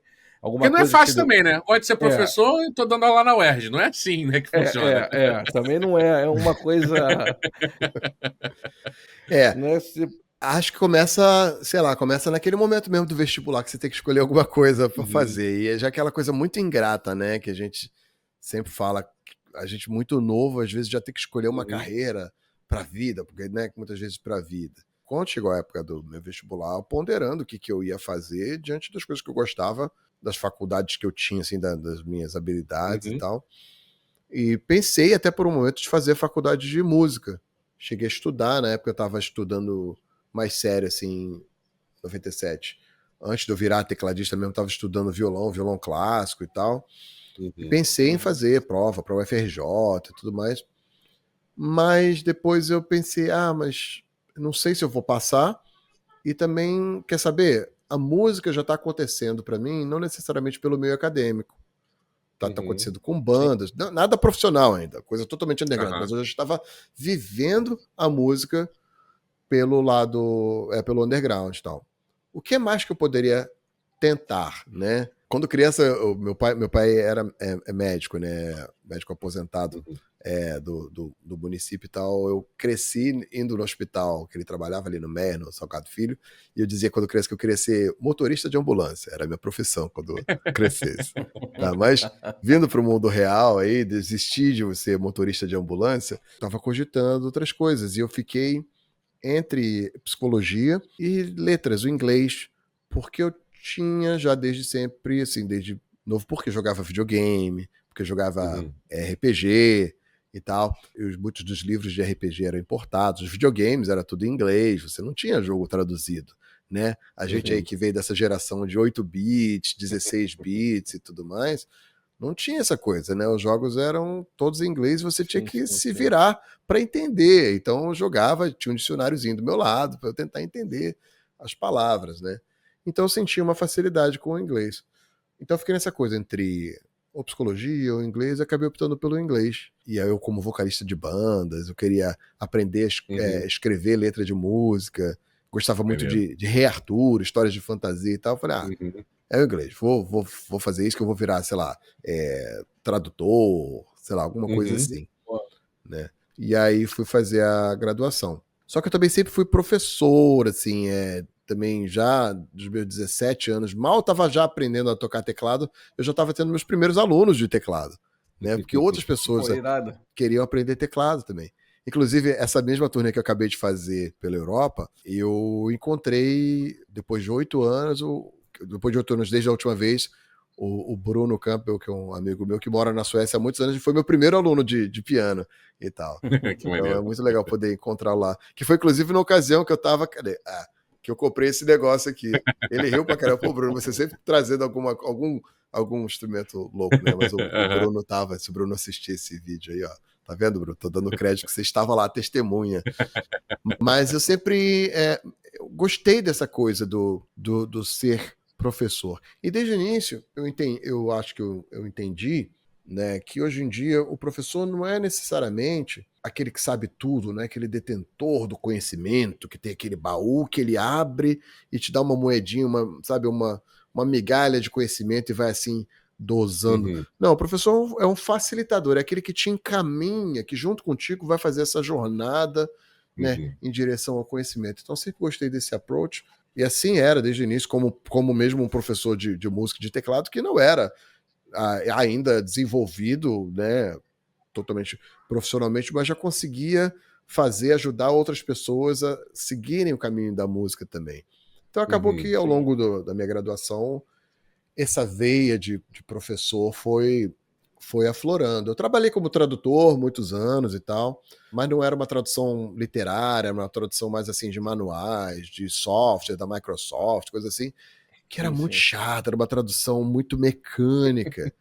E eu sempre gostei mais do lado de excitar mentes, de discutir ideias, de pensar em poesia, questões da vida, filosofia e tudo mais, debater, que é hoje o que eu mais gosto de fazer com os alunos, né?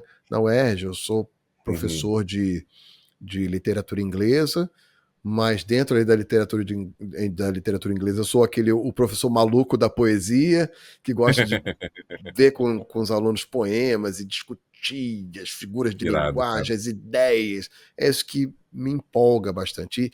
E de causar espantos, né? A minha intenção, assim, né, como diz o Rubem Alves, que fala isso, né? O professor é um gerador de espantos. Então, a minha missão é essa, na sala de aula, chegar e poder propiciar esse espanto, que é aquele né, né, que o aluno, né, vai chegar, e ele mesmo depois vai correr atrás daquele assunto que o cativou e tal. Então é uma coisa que eu acho muito, muito contagiante, sabe? Então, só que assim, também obviamente eu ia puxar a brasa para minha sardinha, e muito das minhas pesquisas acadêmicas envolve essa relação entre a literatura e música. E psicologia, que eu falei que era a minha outra carreira. Então, pesquiso uns poetas, estudo psicologia, né, por fora como acadêmico, né, de literatura, mas a gente acaba estudando humanidades no geral, né? Então acaba abarcando todas essas grandes paixões que eu tinha numa coisa só. Então, meu lado acadêmico, eu sou o professor que é aquele louco da poesia, mas aquele que também que volta e meia tá com uma gaita de fole na UERJ, tá com um violão lá, entendeu? Então, O cara é um bardo, tá ligado? é isso, exatamente. Essa é a ideia. Entendeu? Volta e meia sai um story de algum aluno me filmando, tocando em sala de aula. Vocês podem ver lá no Instagram que estou sempre compartilhando aí. Mas é isso. Bruno, eu tô realmente muito fascinado com, cara, tua capacidade cognitiva. E assim, como é que é? Porque assim, cara, sabe o que é isso? É você. Sabe que a gente faz como é que é? Do limão fazer uma limonada? É o melhor que eu posso fazer com o meu TDAH, entendeu? O que fazer com o TDAH? Ótimo, né? Tipo assim, eu jamais poderia ser garçom, né? Você pede uma Coca-Cola, outro pede um Sprite, eu já esqueci da Coca-Cola. Entendeu? Porra, eu sou exatamente assim, cara. A gente tá guardando requeijão no armário usado. Pá! Aí é complicado. Mas é um grande dilema, sempre foi um grande dilema pessoal também, agora filosofando um pouco sobre isso, Agostinho, é algo que eu chamo assim desse dilema entre uma verticalidade e uma horizontalidade do conhecimento, né? Então passei por muitos momentos, ainda passo às vezes um pouco de pensar assim, pô, aquele músico, aquele cara, aquele pianista, aquele concertista clássico, pô, ele toca uma parada que eu sonho tocar, mas não tive a mesma bagagem que ele teve, que se dedicou só àquilo para chegar naquele lugar. Ou então, às vezes, aquele acadêmico, caralho, como é que esse cara consegue ler tantos livros assim? Como é que ele teve tempo na vida dele? Então, eu procuro não me martirizar mais tanto e estar em conciliação com as minhas escolhas, que justamente, de repente, eu não fui, né, tão vertical, ou seja, aprofundei tanto numa coisa só, e busquei esse olhar mais holístico, mais amplo, mas isso teve suas vantagens, porque justamente por eu fazer, às vezes, essa interdisciplinaridade entre música e a literatura, eu vou entender talvez a poesia de um outro jeito, ter umas outras sacações que talvez o outro não vai ter. Esse lance de repente, eu posso não ser um concertista clássico, mas por eu tocar guitarra ou uma flauta, eu vou ter uma ideia diferente sobre um tocar do piano. Então é isso, eu procuro estar em paz nessa coisa, nesse dilema de ter muitas vezes horizontalizado, né, as minhas escolhas em vez de só verticalizar numa coisa só, sabe? Maneiro. Me falta muito essa paz. Mas o que eu ia te perguntar, cara, você falou do mestrado, né? Cara, foi tranquilo conciliar? Porque, assim, estudar uma porção de instrumento, ter a vida de músico e, cara, de novo, né? Como a gente já falou aqui, mestrado, se dedicar a estudo, mestrado, doutorado, tudo. Meu Deus do céu, o cara é uma máquina, mano. Se alguém tá vivendo certo é o Bruno, a gente só não sabe como. Mas como é que é, cara, conciliar? É tranquilo? Tipo assim, eu tô realmente querendo saber, tipo assim, cara, o maluco é realmente muito inteligente, leva numa boa. Obrigado. Ou não, é muito, muito sacrifício, às vezes de tempo. Como é que foi nesse período aí de mestrado e doutorado conciliar isso tudo que você estava falando agora, essas escolhas mais horizontais? Não é fácil, não. No mestrado, por exemplo, eu não consegui ter uma bolsa de mestrado, então eu tinha que trabalhar. Eu trabalhava muito com música. Na época, tinha uma banda que estava até, né, em evidência, que era Perdidos na Selva, que era muito de anos 80, tocava muito festa plock e tudo mais.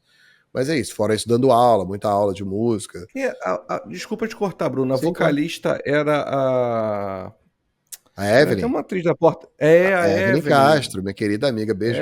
Caralho, sério, que maneiro. Se assistir esse corte. Evelyn tem maravilhosas histórias aí da gente. Tem até em outros podcasts que ela faz. Eu cito lisonjeado hoje em dia a Evelyn, que tá estouradaça aí, famosérrima, com todos os méritos. Linda, maravilhosa, querida amiga. Eu sou ela mencionar. Evelyn, sabia?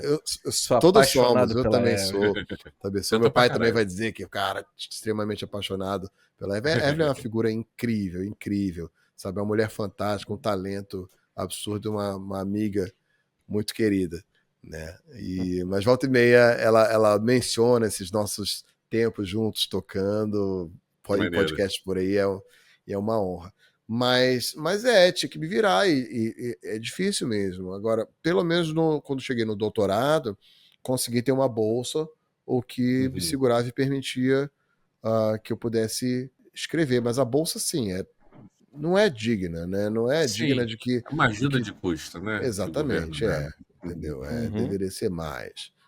Claro. Assim como também, assim, um professor universitário e tal, eu não vou dizer que Queria ganha ganhar mal. bem mais. Inclusive, como funcionário público, meu salário está por aí, como de todo funcionário público, vocês podem ver à vontade, está exposto, mas eu Mas acho o que uma pessoa trabalho que e o realmente esforço, rala né? para ter um Sim. mestrado, um doutorado e tudo mais, para chegar, né, e estar numa posição, né, de professor universitário, os professores deveriam ser muito melhor remunerados, né? A gente sabe disso, né? Inclusive tem Sim, ali, sim. acho que tem aquele viaduto ali da Mangueira, né? Tinha uma frase, tem uma frase pichada ali, escrita: temos os professores mais baratos do mundo, alguma coisa assim. E não, sei, acho que tem mesmo. e é isso, né? A gente é facinho, facinho. É engraçado, eu brinco com isso, né? Escolhas de carreira, né? E aí, Bruno, o que você vai fazer quando crescer? Ah, vou ser músico. Porra, Bruno, ser músico não dá dinheiro, né? Uma vida de muita dificuldade. Ah, tá bom, então você é professor também. Mas a gente insiste aí. Não tô chorando os pitanga, não, mas é engraçado. Eu tô sendo. Não. Porque Sim, ainda sim, assim, né? A sim. gente acabou de falar, eu sou muito feliz de ter alcançado sonhos, né? Alcançado Uhum. sonhos e. É isso. Estou longe, longe, longe de ser um milionário aí, tanto com a academia quanto com a música, mas estou com o coração quentinho de fazer as coisas que Que eu bom, gosto, que de bom. conhecer, né? Conheci vários lugares do mundo. Acho que eu cheguei a visitar mais de 30 países, uns 34 Nossa, países, que eu acho, incrível, cara. Pô, né? que Com a maneiro, música, cara. sabe? Uhum. Então, sabe, tem uma relação ótima com meus alunos e tal, na UERJ. Então, sabe, sou uma pessoa feliz, me sinto realizado. Não acabou, a gente continua sempre, né? Almejando, continuando, sonhando e tal. Mas é isso, a gente Brunão, vai. a gente vai se encaminhando aqui para os nossos finalmente. Infelizmente.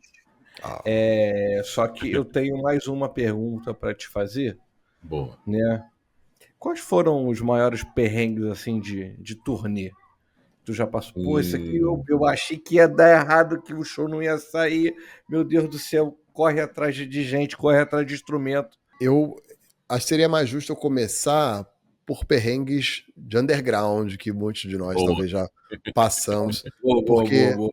a gente espera que quando, né, você chega no momento de estar fazendo turnês internacionais e tal, muitos desses perrengues diminuem ou somem. A gente tenta isso, não que deixa de acontecer.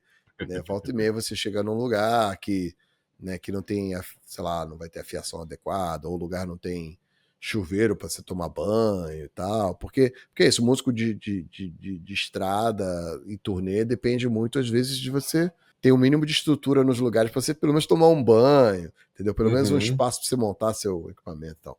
Mas eu lembro de histórias assim, lutando no underground lá no início e tal, muitas delas com a minha banda de metal autoral, o Alegro, histórias assim que ficaram marcadas, como por exemplo, até ironicamente a gente estava falando de Stratovarius e do Timo Cotipelto ser meu amigo hoje em dia, no ano de 2000, ou seja, 25 anos atrás, no túnel do tempo, o Alegro foi abrir o show dos Stratovarius no finado Clube do América, lá na Tijuca. Porra, Caraca, caralho. caralho. E aí, assim, o Alegro chegou, foi assim, teve o privilégio de fazer abertura de várias bandas, desde 98, assim, foi Dr. Sim, foi Angra, foi Xamã, Nossa, Saxon, caralho. e aí teve esse Stratovarius, que aconteceu nos anos 2000. E nessa época, no show business, você ainda não tinha instituído essa coisa de que a banda de abertura tem que pagar uma grana, porque não sei se vocês sabem, hoje em Não dia, sabia. a banda de abertura paga uma grana, uma puta grana, para você ter exposição lá, e tudo bem, é um outro debate, né? Se é certo, se não é certo, se vale, se não vale. Tá por dentro desse meme aí? Ego Kill the Talent? Como é que é? Ego Tá Kill por dentro. Talent? Sim, o que tem? Eu já vi eles abrindo show de Eles algumas vão abrir o bandas. show do System, não é isso, doideira? Porque eles estão abrindo vários shows, né? E a galera do Galera tá internet, né? criticando. Tá criticando isso. É isso. Sim, É exatamente isso. sim, mas é isso. Hoje em dia, acho que praticamente quase todo show que vai botar uma banda de abertura, a banda de abertura tem que desembolsar uma grana para fazer, né? Coisa de, sei lá, não sei quanto é que tá hoje em dia, mas 5 mil, 10 mil reais, sei lá, coisa assim, se não mais, mas algo nessa cifra. Enfim. Mas quando eu era banda de abertura, né, lá atrás, ainda não tinha essa filosofia do show business, tem que pagar uma grana. Mas às vezes, no mínimo, eles pediam certas condições. Então, a gente teve a condição estabelecida com o produtor local era que a gente, assim, o Stratovarius vinha e muitas vezes você não viaja com o turnê, você não traz todos os seus instrumentos, você aluga instrumentos localmente, né? Porque viajar com uma bateria gigante, por exemplo, não tem condições, né? Então o Stratovarius pedia na lista de equipamentos dele uma bateria com 2 bumbos, com não sei quantos pratos, não sei o quê. E aí, de forma a facilitar isso de acontecer, entrou-se num acordo, né, do produtor local e a gente lá do Allegro, de que a gente ia arrumar então essa bateria. Então, fosse nossa, de algum amigo, não importa, a gente ia providenciar essa bateria exatamente como o Stratovarius estava pedindo para realizar esse show lá no América. Então, beleza, corremos atrás e arrumamos essa bateria. Mas deixamos claro, acordado, mão apertada e tal, com o produtor de que mas a gente tá levando a bateria, mas a gente vai poder usar, né? Não, claro! Bateria de vocês, óbvio que vocês podem usar a bateria também. Tem certeza, né? Sim, dou minha palavra, não sei o quê. Beleza, chegou no dia lá do show, levamos a bateria. A equipe do Stratovarius começou a montar o palco, começou a passar o som, né? Os técnicos, a banda não estava lá, não passou o som, foram só os técnicos mesmo. Passaram o som. Beleza. Daqui a pouco vem o Antônio Pirani, que era o Tuninho, que era o dono da Rock Brigade. Lembra da Rock Brigade, a revista de rock que tinha? Né? Sim. Por aí. Então, o Tuninho, ele era o contratante nacional que havia trazido e ele vendia para os lugares, para as cidades, né? O show do Stratovarius. Então, o Stratovarius passou o som, aí o Tuninho, aí acabou de passar o som, aí o Tuninho vai lá, banda de abertura, Allegro, vai lá passar o som. Não sei o quê. A gente tava indo lá. Beleza, cadê a bateria de vocês? A gente, não, nossa bateria tá no palco. Essa bateria do Stratovarius. Ele falou, não, mas é a nossa bateria. Não, essa bateria vocês não mexem. Ué, como assim? Caralho, não mexe? Não, ninguém vai tocar nessa bateria. Hoje em dia, eu até entendo. Eu entendo que talvez até o produtor local não deveria ter se comprometido dessa forma. Que eu entendo que tem toda uma questão logística e tal. Mas foi acordado. Sim. Que fosse até a coisa da gente nem mexer, não alterar em nada a bateria, não mexer em nenhum prato. Porra toda, né? Deixa do jeito que tá, mas a gente toca nela. Porque foi acordado. A gente não tinha outra bateria lá. Sim. E aí, mas o Toninho lá foi taxativo. Não, essa bateria vocês nem tocam. Mas como não toca? Não, vocês têm que arrumar outra bateria. Eu falei, não. Então a gente vai embora. Não, ninguém vai embora. Não sei o quê. Não, a gente vai embora e vai levar a bateria. Não, cara, deu um quebra-pau que quase fomos às vias de fato. Levar a bateria embora. Sério? Exatamente, que foi uma coisa assim, de dedo apontado na cara e tal, não sei o quê. E aí, o que a gente faz? Né? Hoje em dia, talvez, né, com a maturidade, a gente já conversou sobre isso várias vezes, talvez a gente tivesse decidido diferente, a gente tivesse ligado o foda-se e tivesse pegado a bateria e fosse embora mesmo, e que se foda tudo, eu quero ver o que vão fazer. A bateria era nossa, né? Mas naquela época, banda aspirante a fazer mais sucesso, mais jovem, eu tinha 20 anos, os outros tinham, sei lá, não mais do que 25 e tal. A gente, mas é a oportunidade da gente aparecer, realmente era, mas a gente vai se queimar, não sei o quê, isso que é a bobeira, que vai se queimar. Quem tava fazendo merda não era a gente, né? Sim. A gente cedeu. Aí, no final das contas, a gente botou o rabo entre as pernas e, né, falou, caralho, vamos correr atrás de uma outra bateria no dia. No dia, a gente chegar e conseguir fazer o show. Conseguimos arrumar uma bateria no Grajaú, né? O Americana na Tijuca, arrumamos uma bateria, trouxemos do Grajaú, montamos ali as pressas, a bateria ficou no chão mesmo, e que mal dava pra ver. Teve gente que achou até que a gente estava tocando com bateria eletrônica, porque não conseguia ver o baterista, porque o América não tinha estrutura alguma, né? Era um salão nobre do Clube do América para receber os Stratovarius, que estava no topo ali da fama deles naquele momento, né? Tanto que, curioso, durante a passagem de som tava um frio lá do ar-condicionado central, um frio enorme, mas imagina 1.500 pessoas espremidas no Salão Nobre lá do América. Tava, hoje em dia, conversando com o Timo Cottipelto dos Stratovarius, ele lembra, obviamente, depois de centenas de shows, ele lembra muito vagamente se alguma coisa. Ele só falou pra mim, eu só lembro, Bruno, que foi o show mais quente que eu fiz na minha vida. Entendeu? Caralho, calorzão do Rio de Janeiro. Exato. E aí, enfim, começamos o show. América, caralho. Exatamente, fomos começar o show. E o combinado era que a gente ia fazer 40 minutos de show, 45 minutos de show. Começamos a tocar sem sacanagem. Na segunda música, o Tuninho, de novo, lá do lado do palco, acabou, última música, acabou. A gente olhava pra ele e falou, acabou porra nenhuma, a gente vai tocar o que a gente chegamos até agora, ralamos, tivemos que encontrar outra bateria em cima da hora pra tocar, a gente vai fazer nosso show, e que se foda, não sei o quê. A gente tocou com uma raiva, é isso que eu tô falando, daqueles momentos, né, que a gente raçudo, porra, a gente veio da porra do subúrbio do Rio de Janeiro, sabe, porra, todo mundo fudido aqui, tocando com muita raça pra conquistar nosso espaço, a gente não vai arredar o pé não, sabe? E a gente tocando lá com raiva. Daqui a pouco teve um momento engraçadíssimo, assim, que o técnico lá do Stratovarius veio chegar pra mesa de som ali, que tava do lado da gente, e veio falar assim, cut, no more, né? Acabou, cut, corta esse som, né? Cut, no more. Eu lembro do meu pai, que tava na mesa do som ali ajudando, meu pai sempre me ajudava, né? Como eu falei, vive muito a música por mim. Sim. Meu pai tava lá de pé, assim, na frente da mesa. Eu lembro dele, ele falando, cut no more, o caralho, se vier aqui vai tomar porrada, seu filho da puta, não sei o quê. O cara só entendeu o cut no more, o resto ele supôs que o que devia ser. Entendeu? Né? Enfim, a gente conseguiu durar por pelo menos meia hora. Ainda assim, cortamos o show diante de tanta pressão, mas fizemos o show. Mas é isso. Esse foi um exemplo de... Caralho, que rolezão, cara. De perrengue. Que nem quando também fomos abrir o show do Angra lá no Scala, isso em 98. Foi a primeira grande abertura que a gente fez. Né?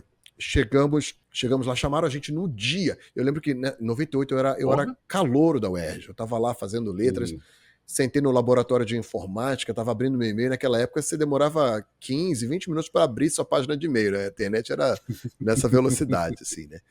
Aí eu tô lá sentado e de repente recebo uma ligação. A gente tava começando a ter aqueles celulares, aquele tijolão na Motorola, né? Recebo uma ligação de, caraca, Bruno, volta pra casa agora, pega teus teclados que a gente vai abrir o show do Angra. Isso em 98, turnê do Fireworks com o André Matos ainda. Aí partimos lá pro Scala, né? O antigo Scala que ficava ali do lado de hoje em dia, onde é o Shopping Leblon, né? Fomos pra lá, chegamos com nossos instrumentos lá, mas não tinha equipamento, amplificadores, de nada. E aquela coisa, a primeira vez que a gente estava enfrentando a dura realidade de ser uma banda de abertura, que a gente montava o teclado, mas ninguém da banda principal ia mover o que já estava montado, não iam mover a bateria, não iam mover o teclado. Você da banda de abertura que se adeque ao espaço que é reservado para você. A gente passa por isso com muita raiva. Hoje em dia eu entendo. É aquela coisa. A banda principal, não vai ter que desmontar a coisa para a banda que está fazendo a abertura ali. A não ser que tenha uma estrutura gigante de um monte de equipe, mas em muitos lugares não tem isso. E a banda passou, montou, vai deixar do jeito que está. Né? A banda de abertura que se vira. Mas naquela época a gente está aprendendo ainda. Enfim, mas não tinha amplificadores nem nada pra gente. E a gente correndo atrás de procurar amplificadores, ligando para estúdios, para alugar amplificador de guitarra, amplificador de baixo, e não sei o que, no desespero, e assim, já a hora passando, né? Pô, a gente vai acabar não fazendo esse show, porque vai passar da hora, a gente não vai ter nenhum equipamento aqui. Porque lá não tinha nada, só tinha um equipamento lá do Angra e tal. Aí daqui a pouco um cara do Scala chega assim, quanto é que vocês estão pagando aí no equipamento, de aluguel de equipamento? Aí não lembro qual era a figura na época, sei lá, pagando R$1.500 no aluguel. R$1.500? Cara, de repente, magicamente, ele levanta uma cortina de trás do palco assim e tá lá tudo à disposição pra gente. Amplificador de guitarra, amplificador de baixo, contanto que a gente pagasse os R$1.500 pra usar aquele equipamento lá. Caralho, mano. Coisas do... Que filho da puta. Coisas do show business. Pra acabar, só contando aí de uma coisa mais recente. Então, a gente tava em turnê com o Jeff Tate na Itália. A gente foi fazer um show em Bolonha. O palco, a subida pro palco era uma escada um pouco íngreme, e o meu teclado ficava logo ali perto da escada. E hoje em dia eu uso uma estante, que eu não sei se vocês já viram, é uma estante que é uma marca, inclusive é nacional, que me patrocina, fazendo aí o meu merchan aí. Pode fazer. É isso.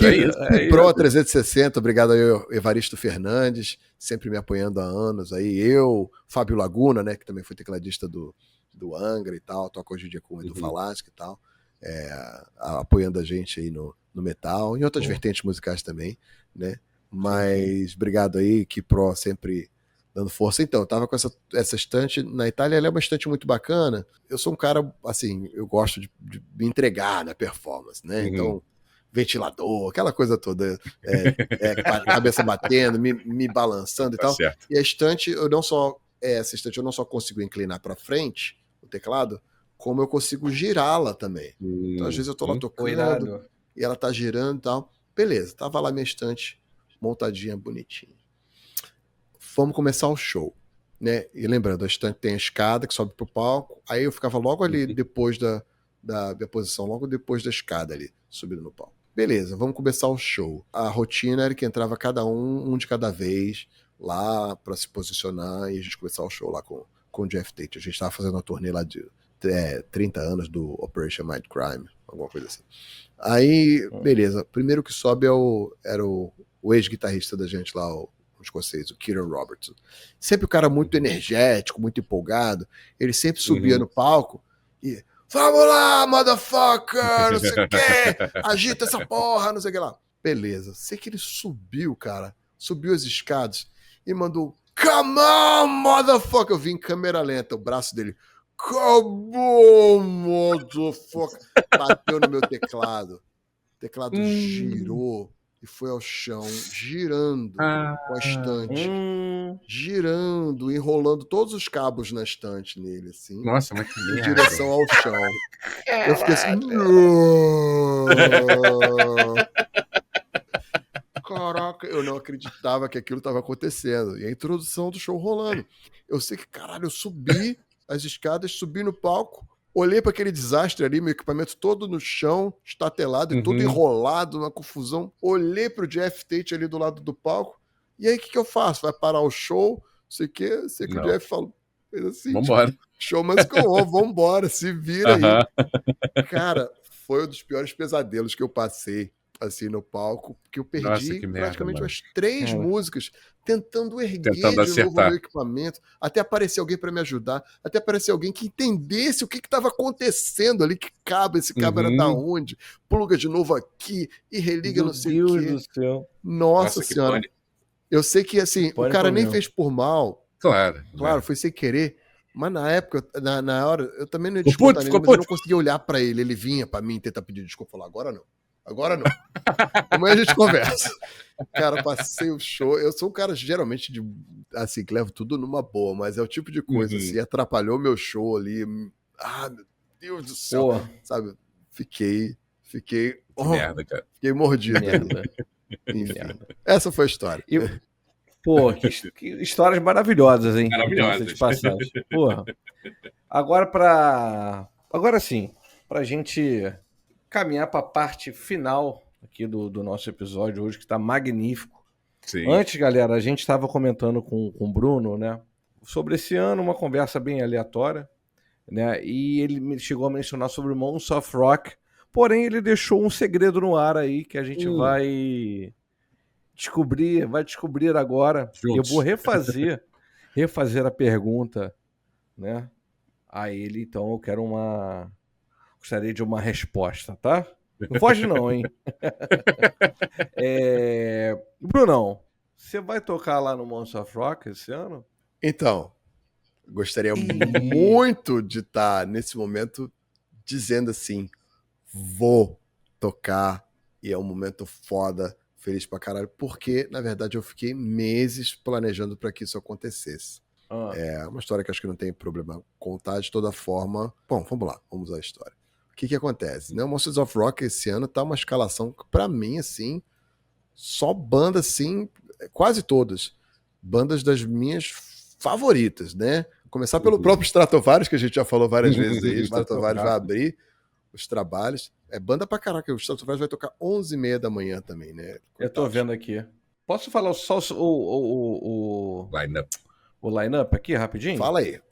Vamos lá. Stratovarius, Opeth, que chama? A Opeth, que é a banda que eu conheço menos. Né? Uma banda sueca, Entendi. meio que um, sei lá, de definir. Porque tem gutural, mas tem uma coisa meio prog, tem uma coisa meio assim de uns violões e tal.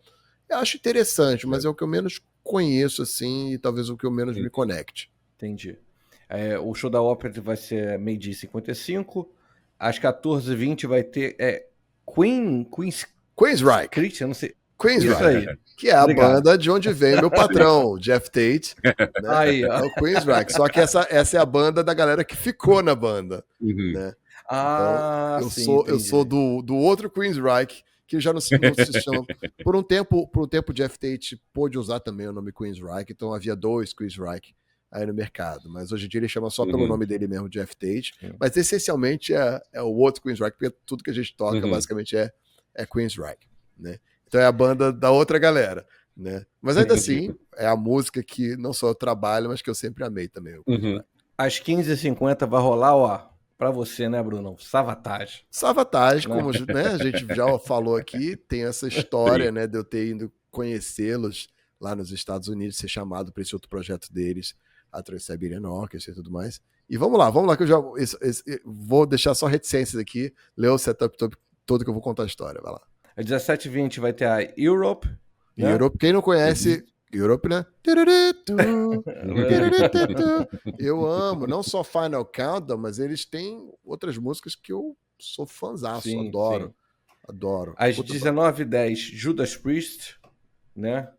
Também, né? Reis, pra mim, uma das minhas bandas favoritas também. Sim. E encerrando o dia às 21h25 da noite, Scorpions. Os Scorpions, né?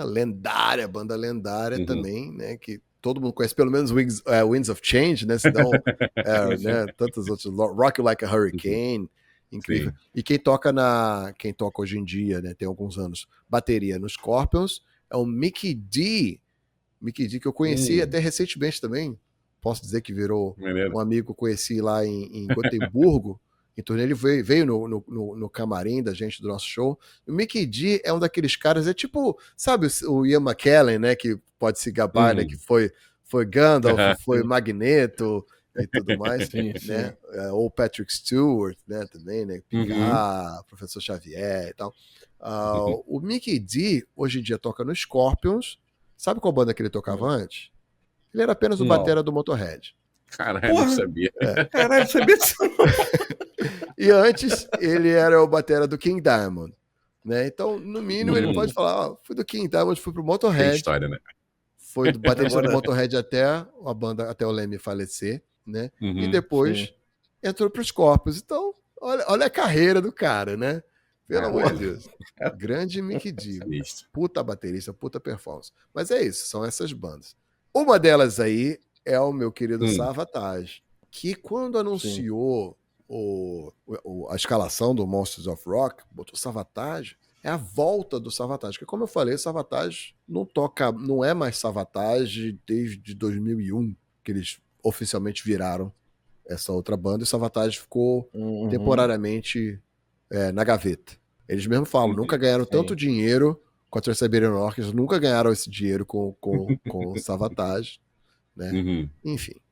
Mas passado o tempo, anos depois, agora que a Trans-Siberian Orchestra se tornou algo consolidado e tal, acho que eles podem se permitir voltar a seguir, ter os sonhos dele voltar a ter a banda de metal deles, né? Que tem uma carreira em si, assim, incrível, nos anos 80 e 90, assim, uma discografia enorme e tal. Uma banda que me influenciou muito, principalmente a usar, por exemplo, sons de piano em músicas pesadas. Né? Eu entendi na linguagem deles como você podia tocar, fazer riffs de piano junto com a guitarra, uma coisa bem grave e tal. Então aí de volta a esse show do Monsters of Rock vai ser o primeiro show deles de volta esses anos todos depois. Só que o mentor da banda, o John Oliva, que é o tecladista e vocalista também, não pode vir. Não pode vir por problemas de saúde e tudo mais. E aí eu sabia disso. Eu falei, caraca, o Savatage tá vindo, mas não tá vindo com tecladista. Resumindo a história, eu entrei em contato com com eles lá e estávamos em conversa, alguns outros artistas envolvidos com eles, com a organização, me ajudando e tal. Mandei vídeos de audição, porque tava naquela coisa, não, Bruno, a gente quer ver se você consegue também cantar essas partes do Savatage, porque tocar a gente sabe, não tem dúvida nenhuma que você consegue tocar. Então fiz vários vídeos de eu cantando também, cantando e tocando e tal. Sim, e a gente veio conversando, e à medida que eles iam se organizando, né? E na minha cabeça eu pensava, cara, eu tô pronto, eu tenho uma banda, inclusive eu tenho uma banda de Savatage, de tributo ao Savatage aqui no Rio de Janeiro, que é um show muito bacana, que a gente já fez algumas vezes no Calabouço com um puta time, que é a Savatage Rio. Então eu já sei tudo, já tô pronto, gente, pode vir, entendeu? E eu tinha, além de eu ter essa relação, né, de eu ter feito lá atrás, 2009, essa audição para esse outro projeto deles e tal. E, enfim, eles foram tentando, à medida que foram tentando se organizar aí, a minha esperança foi crescendo, que seria a coisa mais incrível eu subir no palco, pô, né, marcar aí na minha lista de sonhos realizados, né, de tocar com o Jeff Tate, ter tocado com o Angra e tal, e agora, quiçá, tocar com o Savatage no Rio, no Brasil, né, em São Paulo, no Monsters of Rock e tal. Não aconteceu. Não aconteceu e depois eu entendi que apesar de eu estar pronto, eles não, ironicamente, eles não estão prontos, eles estavam justamente um planejamento todo de volta da banda. Eu entendo como isso demanda coisa, querer fazer um show triunfal, que precisa de uma organização. Então, a última conversa que a gente teve foi que eles estavam privilegiando fazer com músicos locais de lá que pudessem acompanhar o processo todo lá nos Estados Unidos. Acompanhar o processo todo com eles para fazer isso acontecer, tomar forma, né? Não poderia simplesmente ser uma coisa de eu ir para lá alguns dias, ensaiar e acabou. Então, deles chegarem aqui dias antes, que eu já fiz muito isso também. Já aconteceu do gringo chegar um dia antes, 2 dias antes, a gente fazer 1, 2 ensaios e mete bronca, vamos fazer o show. Então, eles tinham uma preocupação muito grande de fazer uma coisa gradual, de realmente reconstruir a banda. E aí acabou não rolando. A gente fica aquela gostinho, não é todo sonho que a gente consegue realizar, assim, mas ainda, né? Mas assim, as portas não estão fechadas. Né? As conexões existem. Exato, as conexões existem, se depender da minha cara de pau de sempre também. Sim, quem sabe uma participação especial, né? E quem sabe? Isso só os próximos dias aí vão poder dizer, né? Vai que chegam lá na hora, e aí, Bruno, quer tocar isso daqui? Não, estarei lá. É isso. E vamos ver. Mas é isso, então acho que, né, agora, nesse momento, eu tive que guardar esse segredo, né? Só a Raquel sabia disso, por esses meses todos, mas agora eles já se definiram. E é isso, não tem, obviamente, nenhum ressentimento de nada. As coisas acontecem da forma que tem que acontecer, né? Sim. Então, é isso. Fiz minha parte, como continuo fazendo, vou estar sempre fazendo, e tem coisas que estão fora do nosso controle, e a gente deixa aí pro universo cuidar, entendeu? Então, a hora que tiver que acontecer, vai rolar. Mas me sinto, novamente, feliz de estar nessa posição de ser considerado, né, como alguém que poderia, de repente, estar fazendo isso, entendeu? Mas é isso. Brunão. Que foda esse episódio, hein, 2L? Puta merda. Porra, puta merda, que episódio maravilhoso, gente. Cara. Eu agradeço poder aqui estar contando a minha história, né, as vivências, porque eu entendo que vai ter, de repente, né, histórias que, de repente, podem ser interessantes no âmbito geral, mas até mesmo nessa coisa do músico, aspirante. Quando eu comecei a tocar fora do Brasil, era muito legal receber o feedback das pessoas, até principalmente aqui do Rio, que se sentiam representadas, sabe? Galera do underground, que cresceu no underground comigo e me vendo tocar em outros países agora, falando, caraca, tipo, Bruno, você tá levando nosso metal. E é muito legal, sabe? É uma posição de... Me sinto privilegiado de ter esse respeito, né? Esse suporte da galera, sabe? Então, poder compartilhar essas histórias aqui com vocês e tal, é muito bacana, porque eu sei que, e espero que possa, de repente, tocar alguém que seja motivo de, talvez, inspiração, motivação, né? Para a pessoa, seja não só na música, mas que quer que a pessoa... foi isso. Eu tô muito inspirado na minha carreira aqui com o nosso papo, e não tem nada a ver com música. Olha aí, é isso. Acho que a vida tá aí pra gente se conectar, né? Sim, Pra gente sim, conectar sim. e pra gente realmente despertar esses espantos, essas inspirações uns nos outros e a gente seguir aí, né? Nessa descoberta aí maravilhosa que é a vida. Cara, a gente, assim, agradece demais o teu tempo, assim, a disponibilidade, Sim, tá? sim. Todo o Pô, carinho com a gente, né? Que você teve o carinho tempo com a todo. gente, trouxe histórias maravilhosas, Uhum. né? A gente ia Sim, gravar ontem, né, 2L? Minha internet não é, permitiu. Um grande abraço para Vivo. Augustinho não pagou a internet, cortaram a Olha, internet Paguei, dele. paguei. Foi. Pior é que paga, a gente paga caro, mas ela deixa a gente na mão. Mas enfim, não vamos falar sobre isso. É isso. Muito feliz com esse episódio. E Agostinho, antes da gente encerrar, tá? Uhum. Lembrando o seguinte, Brunão tá abrindo aqui a segunda temporada, né? Segundo ano aqui do podcast, primeiro episódio do segundo e ano. parabéns para vocês, hein? Muito bom. Muito bom. E só pra galera, vou mostrar aqui, tá? Hum. Ganhamos uns presentinhos, né? Que Que não dá gracinha. pra ver. Obrigado, Olha o que ela Ana me deu aqui. Paula, Deixa eu ver se vai pegar tá? legal aqui. Ana Paula e Roger, tá? Me deram aqui do Invencível, série da Amazon Prime. Ainda não vi a segunda temporada. Tá na segunda ou já tá na terceira? Às vezes eu perco. Estamos na terceira. Puta merda. Eu tenho que ver só vi a primeira, que eu adorei. Veja. Ganhamos Ganhamos também né, aí 2L? O nosso querido amigo Marvin deu aqui pra gente, ó, vários exemplares do maravilhoso gibi dele, Caçada até a última bala. Exatamente. E ele foi tão fofo e carinhoso que aqui, ó, eu tô mostrando os meus, mas ele mandou edições duplicadas para mim e para o 2L.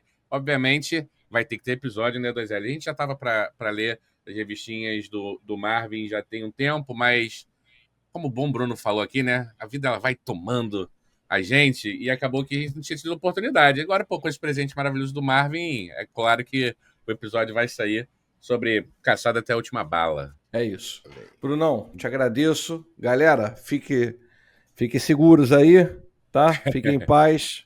Muito beleza? obrigado, Bruno. Foi Agradeço. demais, Ó, eu Viva vou a deixar, música. vou deixar uma última coisa aqui, ó. Dois Por pedidos. favor. A gente agora, já que vocês tocaram no assunto, temos que marcar um board game.